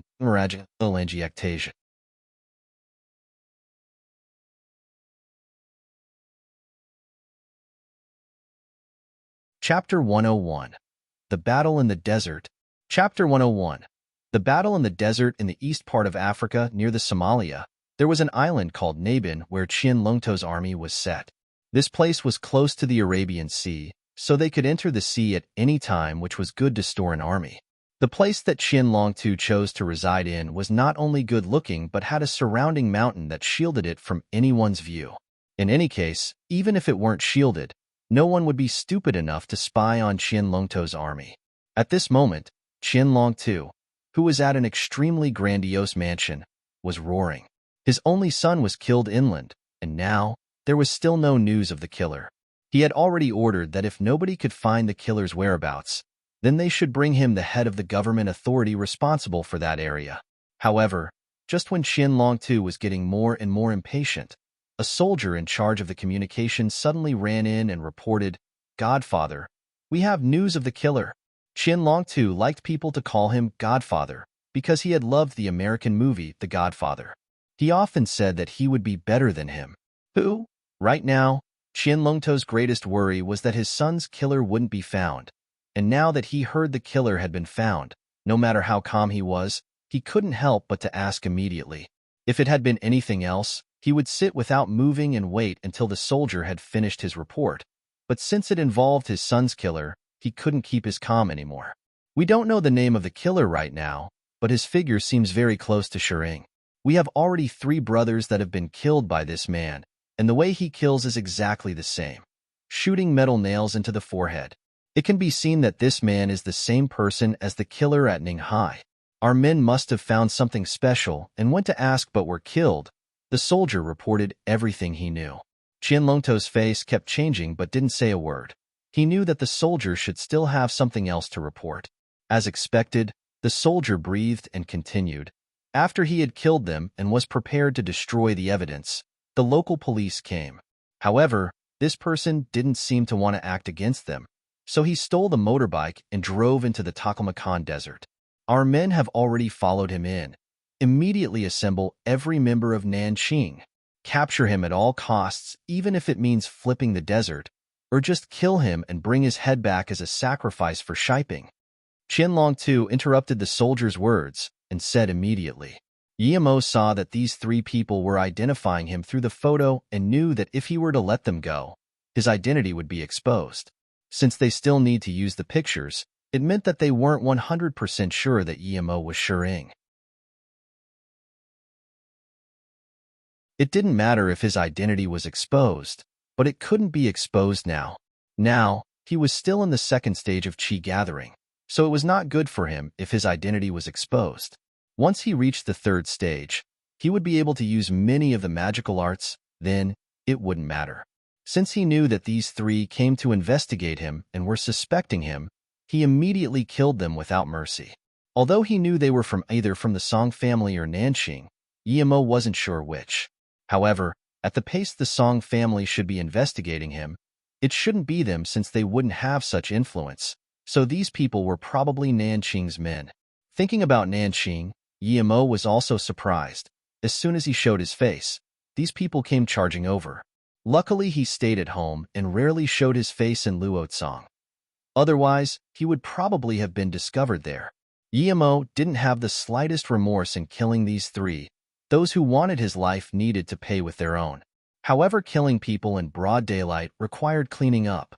This wasn't Luoyu continent where no one cared if you killed someone. Just when Yemo was prepared to burn the 3 people, a police vehicle suddenly came over. He deduced that there was a 4th person who had run away and called the police. So now that he had been exposed, Yemo could no longer be bothered with destroying evidence. He rode on the motorbike and escaped into the desert. Although Yemo killed men from Nanqing, he didn't feel the slightest pressure at all. However, he still didn't want to attack the police, and without life-threatening situation, it was too significant to kill them. Yemo still wanted to stay here and didn't want to do such thing unless his life was in danger. Even if he had killed the police and removed the evidence there, he wouldn't have been able to seal the information shut since there was still a 4th person somewhere. Before Yemo came, he went through large amounts of information regarding the desert. He didn't plan to enter at this point, but he had no other choice. He knew that the most dangerous place was the Ku Lake near the outskirts, and many explorers had died here. The difference in temperature between day and night was tremendous, and usually, explorers would never come here alone. When they did, it was with a big team. Guillemot also found the names in coral, Luobu, Holy Door, but he wasn't sure if Luobu was the Luobu Lake. The map didn't point to the direction of Luobu Lake either. However, according to the data he had gathered, Taklamakan once buried large amounts of ancient cities, one of which was the famous Lu Lan city who had also disappeared here. Many cities along the Silk Road have been buried by the desert in history. Guillemot didn't know if the holy door he had to find was one of the ancient cities here. Guillemot didn't rush into the desert. Although he was a cultivator, his state was very low, and now, not only he didn't have storage equipment, but he had strayed from the original route, so, after he had gone in the desert, he stopped moving forward. Instead, he took out the map and wanted to carefully determine his following route. Many people who came with many vehicles were eventually buried either in Luobu Lake or someplace else in the Taklamakan Desert. Guillemot was only by himself now. All the water he had was carried in his bag. He was a far cry from those who had cars filled with water. Guillemot originally thought that he had gone deep into the desert now and was very far from the nearest road, so those from Nanqing shouldn't be able to chase him here. However, Guillemot once again underestimated the people from Nanqing. He quickly realized that he had been surrounded after only an hour or two since he had set up the tent. These people were really fast and actually chased into the desert. Guillemot didn't have time to pack up his tent and just put his bag on and got ready to run. In the desert, there was no place to hide, and these 20 or so people had at least 10 guns. Although they didn't have any strong guns, and most of them were the same model, it was still enough to threaten Guillemot. As though knowing Guillemot's power, those people didn't hesitate to open fire as soon as Guillemot came out. One person even threw a grenade. Obviously, these people's orders were to bring him back dead or alive. In the desert, Guillemot didn't have another choice except to kill them all. At the same time he dodged the bullet, the metal nails flew out like flower petals. This wasn't the stone room in Flowing Snake. In this boundless desert, there were almost bullets flying from all directions. Guillemot was sure that these people weren't from the Song family. They wouldn't be able to get this firepower. They were definitely from Nanqing. Qianlong too managed to get more than 20 people in such a short time, and more than 10 guns. It could be seen how powerful Nanqing was. If he had been at their base, then what would the scene be like? Guillemot was starting to reconsider if he had the power to face Nanqing at their headquarters even after he had reached the third stage. However, he didn't have time to think because another 2 Range Rovers were heading their way. The car's engine could be heard during the battle, and Guillemot knew that if he didn't finish this quickly, there would be more and more people. He felt some pain on his lower waist, and Guillemot knew he had been shot. After all, his spirit sense range was still too small. He couldn't dodge the hidden shots. However, the person who shot him was killed by his nail at the next moment. When the Range Rovers were getting closer and closer, Guillemot had killed everyone who surrounded him before. However, he had also received a gunshot wound, and his tent was full of holes which scared him a little. He didn't want another accident like this to happen. He had used a lot of chi in this battle. After all, he had to dodge bullets. He didn't think a long time before simply leaving his tent behind and quickly dashed into the depth of the desert. While running in the desert, Guillemot realized he had been a bit careless. He hadn't expected Nanqing to be this crazy, sending people into the desert to obstruct him. He couldn't even act according to his plan before taking a bullet. After 2 hours, Guillemot was completely lost. Although he knew it was very dangerous to be lost in the desert, this was still much better than tens of people with guns surrounding him. Guillemot stopped and treated his wound before realizing that at least 6 of the 20 bottles of spring water he had were pierced by bullets. The direction of the bullet was very weird. It shot through 6 bottles at once. Guillemot looked around. It was a boundless desert everywhere and a few occasionally dead tree. He cursed. Now, he didn't even have a tent. If only he had a GPS. However, Guillemot didn't have the money to buy such a thing at all. Seeing that the sky was getting dark, Guillemot looked around, took out a sleeping bag from his bag and barely hung it on the big tree. He needed to rest for the night. He just received a gunshot wound and hadn't completely healed yet. Now, there wasn't much water remaining, so he needed to conserve stamina and heal up.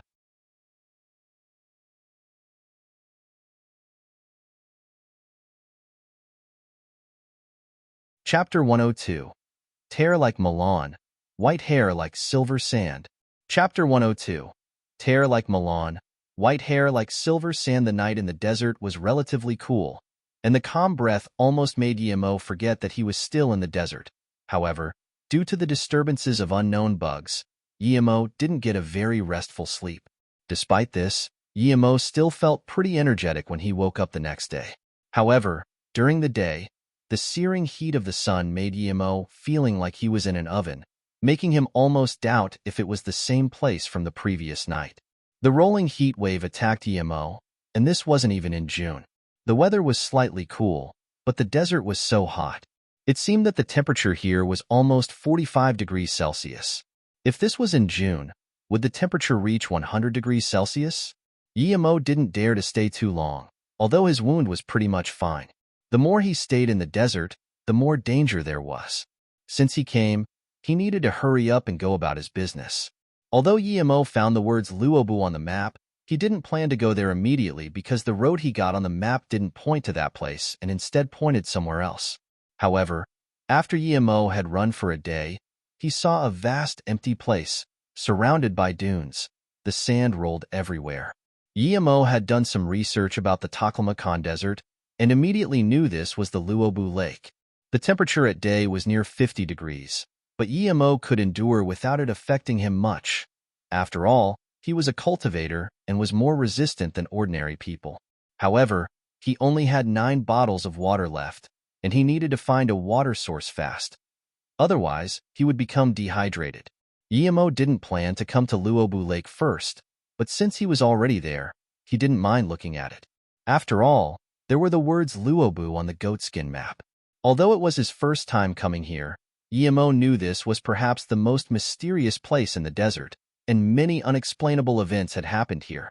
Emo had made some research and discovered that countless people had been lost here.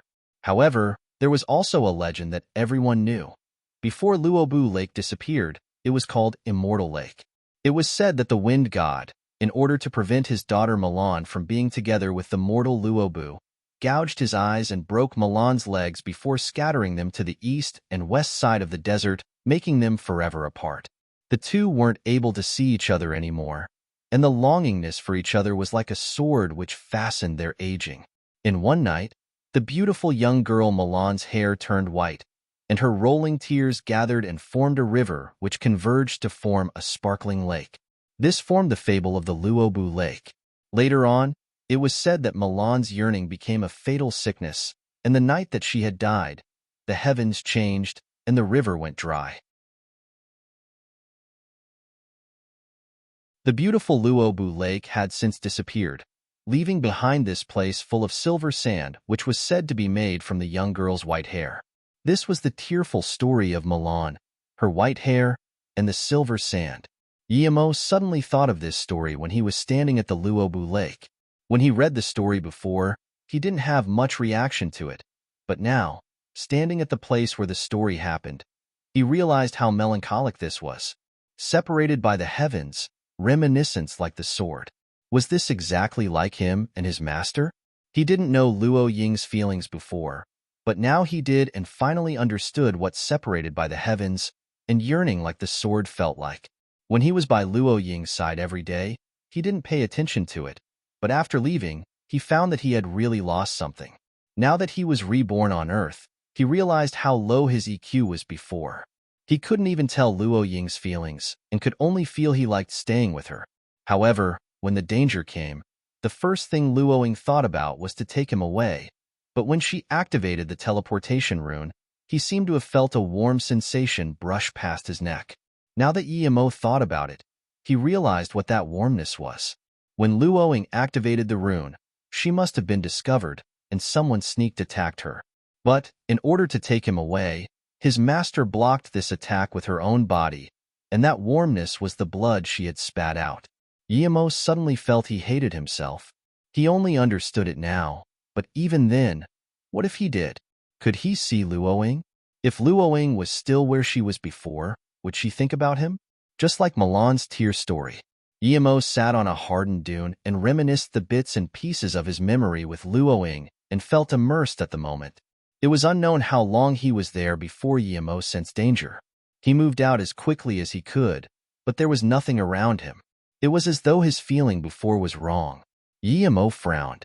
His spirit sense clearly felt something was going to attack him, but now he scanned the surrounding 10 meters and found nothing. The day was already dark as it was almost 11 p.m. He had already been standing there for a few hours. Guillemot decided to rest one night first and try to find a fresh water source nearby. However, due to his feeling before, he was much more alert. During the night, Luobu Lake was dead silent but mysterious.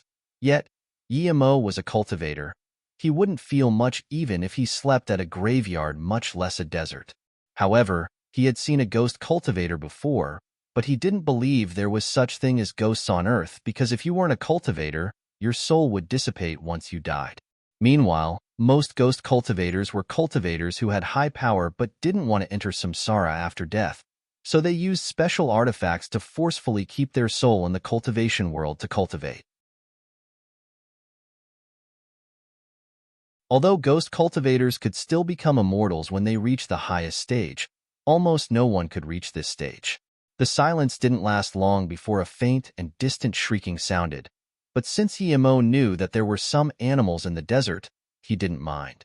However, the spirit chi was even more scarce in the desert, so Guillemot couldn't cultivate. He could only sit beside a salt pile and rest. As such, he only rested for an hour before that feeling of being ambushed gushed in his heart again. Guillemot took out a few metal nails and closely followed the thing that wanted to ambush him. Although he couldn't scan it, he felt it. As though feeling Guillemot's vigilance, the thing that wanted to ambush didn't move but just watched Guillemot. At this moment, Guillemot knew that his senses weren't wrong. He really was being watched by something, and this thing was very patient. However, it was outside the range of his spirit sense, and he could only feel it. However, Guillemot wouldn't lose to anyone comparing patience. He often cultivated for more than a year, so a few hours was barely anything. Another hour passed, and the thing that hid in the darkness seemed to feel that it was being too careful. Who could discover it when it hid in the sand? It no longer hid and jumped up and rapidly aimed for Guillemot's head. Its speed even reached Mach 1. However, Guillemot could even dodge normal bullets, not to mention that he had his attention focused on this thing, so how could he let it attack his head? At that instant, he dodged and shot multiple nails out. A shrieking cry resounded, similar to the shriek of a mouse, but amplified many times. He knew that his nails had hit its target, and at this moment, Guillemot punched toward the dark shadow. However, Guillemot realized that his killing blow had missed. That dark figure had run away. But how could Guillemot let this dark figure escape after grasping its trail? He didn't even think before chasing. Yet, after chasing for more than 10 minutes, he still couldn't catch the dark figure. Seeing that this dark figure was faster than him, Guillemot threw out 2 fireballs. PSH. The fireballs hit the sand, blasting sand everywhere, but the black figure had disappeared. Guillemot just felt his head numb. He didn't believe in ghosts, but this unexplainable thing just happened in front of his eyes. He clearly saw his fireball land on the dark figure and just disappeared. However, he didn't believe that his fireball could turn the dark figure into nothingness. He wasn't that powerful yet. The surrounding was scarily quiet. The thing that screamed disappeared, and everything else was just the same. Guillemot calmed down. It was too late. Even if he wanted to find something, he had to wait until the next day. When Guillemot was prepared to come look again the day after, he suddenly realized he had lost his sense of direction. It had only been 10 minutes, but he was completely lost. At this moment, Guillemot felt the seriousness of the issue. When he chased the dark figure, he didn't think he would be lost at all, so he didn't carry his bag with him. All of his things were in his bag, so if he lost his bag, it would be a failure even if he managed to get out of here because there were some silver heartgrass seed and the purple heartvine in there. Not to mention these things, he wouldn't last long in the desert without water, even as a cultivator. He needed to go back immediately and find his bag. However, Yemo immediately rejected this idea. If he went back at this time, he could perhaps get farther and farther away and eventually lose his bag forever.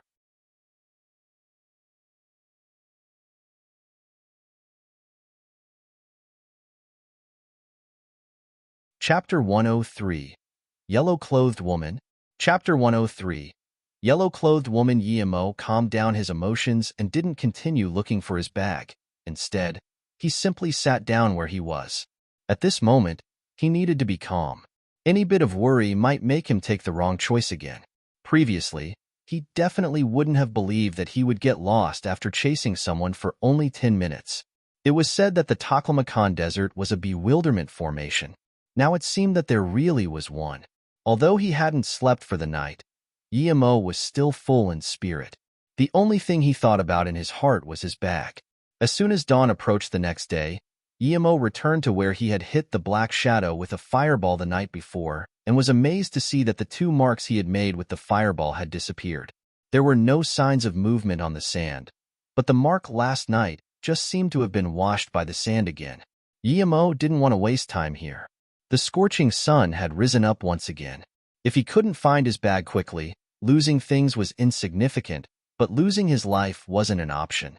Although he was a cultivator, he was only in the 2nd stage of chi gathering and wasn't sure how long he could stay under this blazing sun. He couldn't pai gu one, or even eat nothing for a week, much less under such harsh conditions. He studied where he was for a long time before calculating a direction according to the sun and darting that way. A little more than 10 minutes later, Yemo stopped. His direction was obviously not right. If it were right, he would have found where he had rested the night before at that point. When Yemo returned back once again, he made the surprising discovery that the place he came back to didn't seem to be the same as before. However, the sand around him looked the same, and he couldn't really tell at all. Although he wouldn't get worried over this, Yemo knew the situation was serious. Before, he didn't have a GPS, but he had a compass and some tools to tell the direction. But now, he didn't have anything at all and was lost. Yemo knew that usually, people who came to the desert would have some positioning tool with exact longitude and latitude. However, he didn't. He had originally thought that with his cultivation powers, this shouldn't matter much, but now, he realized how wrong he was. But even if he had bought a cheap GPS, he wouldn't have kept it on him and would have probably left it in the bag. Now, Yemo felt like he was stuck in a formation. Yemo wasn't completely clueless about formation. He knew some formations, and as long as he had the material, he could set up hundreds of them. However, the place he was lost at didn't seem totally like a formation. Yemo sighed as he thought that if only he had a storage equipment, then he wouldn't have to worry about losing his bag at all. Yemo didn't run back and fro and, in the end, just chose a direction and left. Since he was already lost, there was no point staying here. The following 2 days, Yemo hadn't seen any signs of humans or animals. There were no water sources either. Under such scorching sun in the desert, if a normal person ran around like Yemo, no matter how strong he was, he would have been gone already. Even Yemo started to feel that he couldn't take it anymore, and if he continued like this, perhaps it would only be a few days before he would be devoured by the desert. Living for 3 days and 4 nights without drinking or eating, Yemo felt the chi in his body withered, and yet, he had no way to cultivate here. The 5th day, Yemo, who had cracked dry lips, seized any intentions of finding a water source. He was unfamiliar with the desert. He wouldn't know what place should have water. If he didn't meet any people or water, he would be in a dangerous situation. But if he didn't keep searching, he would be baked under the sun and wouldn't last much longer as well. He could only dream to be in the 3rd stage right now. Yemo felt helpless. His powers were still too weak. Just as he was thinking, Yemo suddenly noticed the sand under his feet seemed to be flowing slowly. However, that speed was very slow, and if Yemo didn't have spirit sense, he would definitely be unable to tell. Yemo focused again and found that all the sand gradually flowed to a position under his feet. However, there was no sand building up there. What was happening? No buildup of sand. This meant that all the sand had disappeared under the ground. Disappeared under the ground? Yemo was startled. Since it disappeared under the ground, it meant that the ground below him should be empty. Thinking about this, he no longer dared to remain here. He had already used as much power as he could, so if there was a sand whirlpool suddenly, he wouldn't have the means to escape. But just as Emo was thinking about this and wanted to leave, the sand under his foot suddenly started to spin. Emo felt it was hollow under his foot, and he was about to sink in. Emo knew clearly that if he was taken away by the sand, he would die with his current state. He didn't want to be taken in by the sand. He stood on the sand and jumped, flying about 5 to 6 meters in the air. But soon, he felt something was wrong. Although he jumped up, the suction under his foot was still there, and he didn't have any landing spot. A few days ago, perhaps he would have been able to dash out of the whirlpool with a burst of power. But now, he could only watch as he slowly went down. Even if he used his chi to the maximum, he could only at most slow down the speed of descent. The chi in his body was no longer enough to support him moving around. Emo sighed. He didn't expect that he would die like this in the desert. At this moment, he thought of many things. Luo Ying's smile and voice circulated around him, and also what Ning Qingxue had said that night. The things I left in the garden are for Emo. He was stunned for the moment, just when Emo was about to accept the fate of being devoured by the sand. He suddenly felt his waist tighten as a white strand of clothes twisted around his waist. Although he was stunned briefly while being devoured by the sand, he wouldn't let such opportunity pass. He immediately grabbed the strand, and just when he was prepared to pull himself out, he felt his waist tighten, and he was flung up. When he fell on the hard sand ground, the white strand was taken back. Emo was astonished. This person's ability was a level higher than the Hu Qiu he met last time. Who was this person? Standing 10 meters away from Emo was a woman with a pale yellow dress. She had a cloth covering her face and was staring at Emo right now. Her eyes were clear and vibrant, giving people a sense of serenity. It was actually such a woman, and she still wore a dress in the desert? If Emo weren't a cultivator, he would have thought this woman was a goddess. However, Emo obviously wouldn't believe so. Although he couldn't see her face, the temperament and body of this woman were already indescribable. The faint yellow dress stood under the blazing sun, without moving at all, as though she was an eternal goddess. However, the backpack behind her also told people that she wasn't a goddess. She was also someone who came to explore the desert. Her hair was a bit messy, but the few black strands that came out made her feel like a goddess even more. Looking at her, Emo seemed to see his master Luoying, who was just standing in front of him. He couldn't help but call out, "Master." It was at that instant that he felt he was in love with this woman. This was the first woman that he actually fell in love with other than Luoying. Even for Luoying, he only realized his dependence later on. This woman looked at Emo's messy look, who didn't have anything with him. Then when she heard Emo mumbling "Master," she couldn't help but frown. But that was it. She didn't say anything. Emo had come to his sense. He already understood that the woman in front of him was no ordinary woman. Otherwise, she wouldn't be coming to the desert dressed like this. He turned around and looked at the whirlpool, but it had already disappeared. He knew this woman had saved his life and also realized his impoliteness, so he quickly saluted with his fists and said, "Thank you, sister, for saving my life." Sister? The woman seemed to be stunned at the way Emo called her.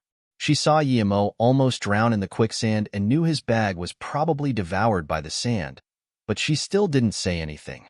She just took out a bag of water and biscuits and threw it to Emo. Emo took the things, but didn't open the bag to drink first.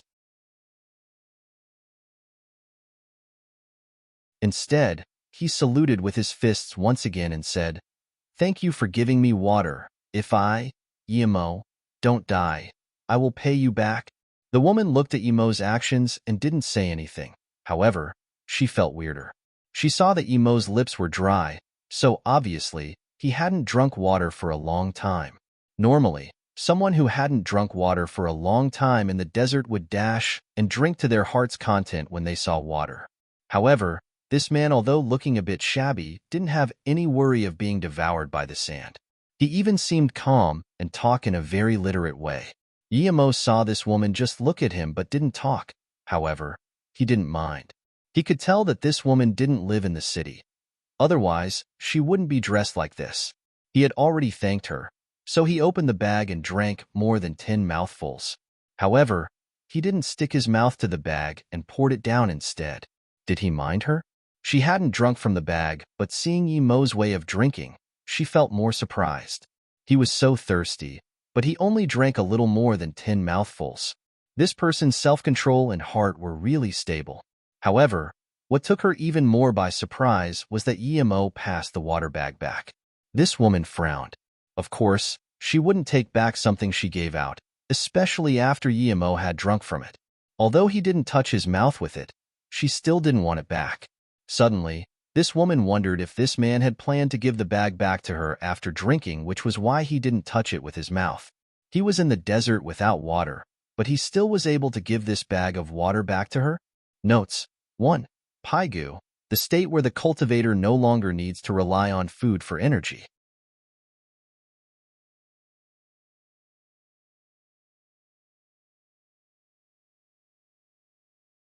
Chapter 104. Kulu. Chapter 104. Kulu. The woman hadn't realized that Yi Mo had scanned her bag with his spirit sense, but other than a few simple girls' items, there were only a few bags of biscuits and these 2 bags of water.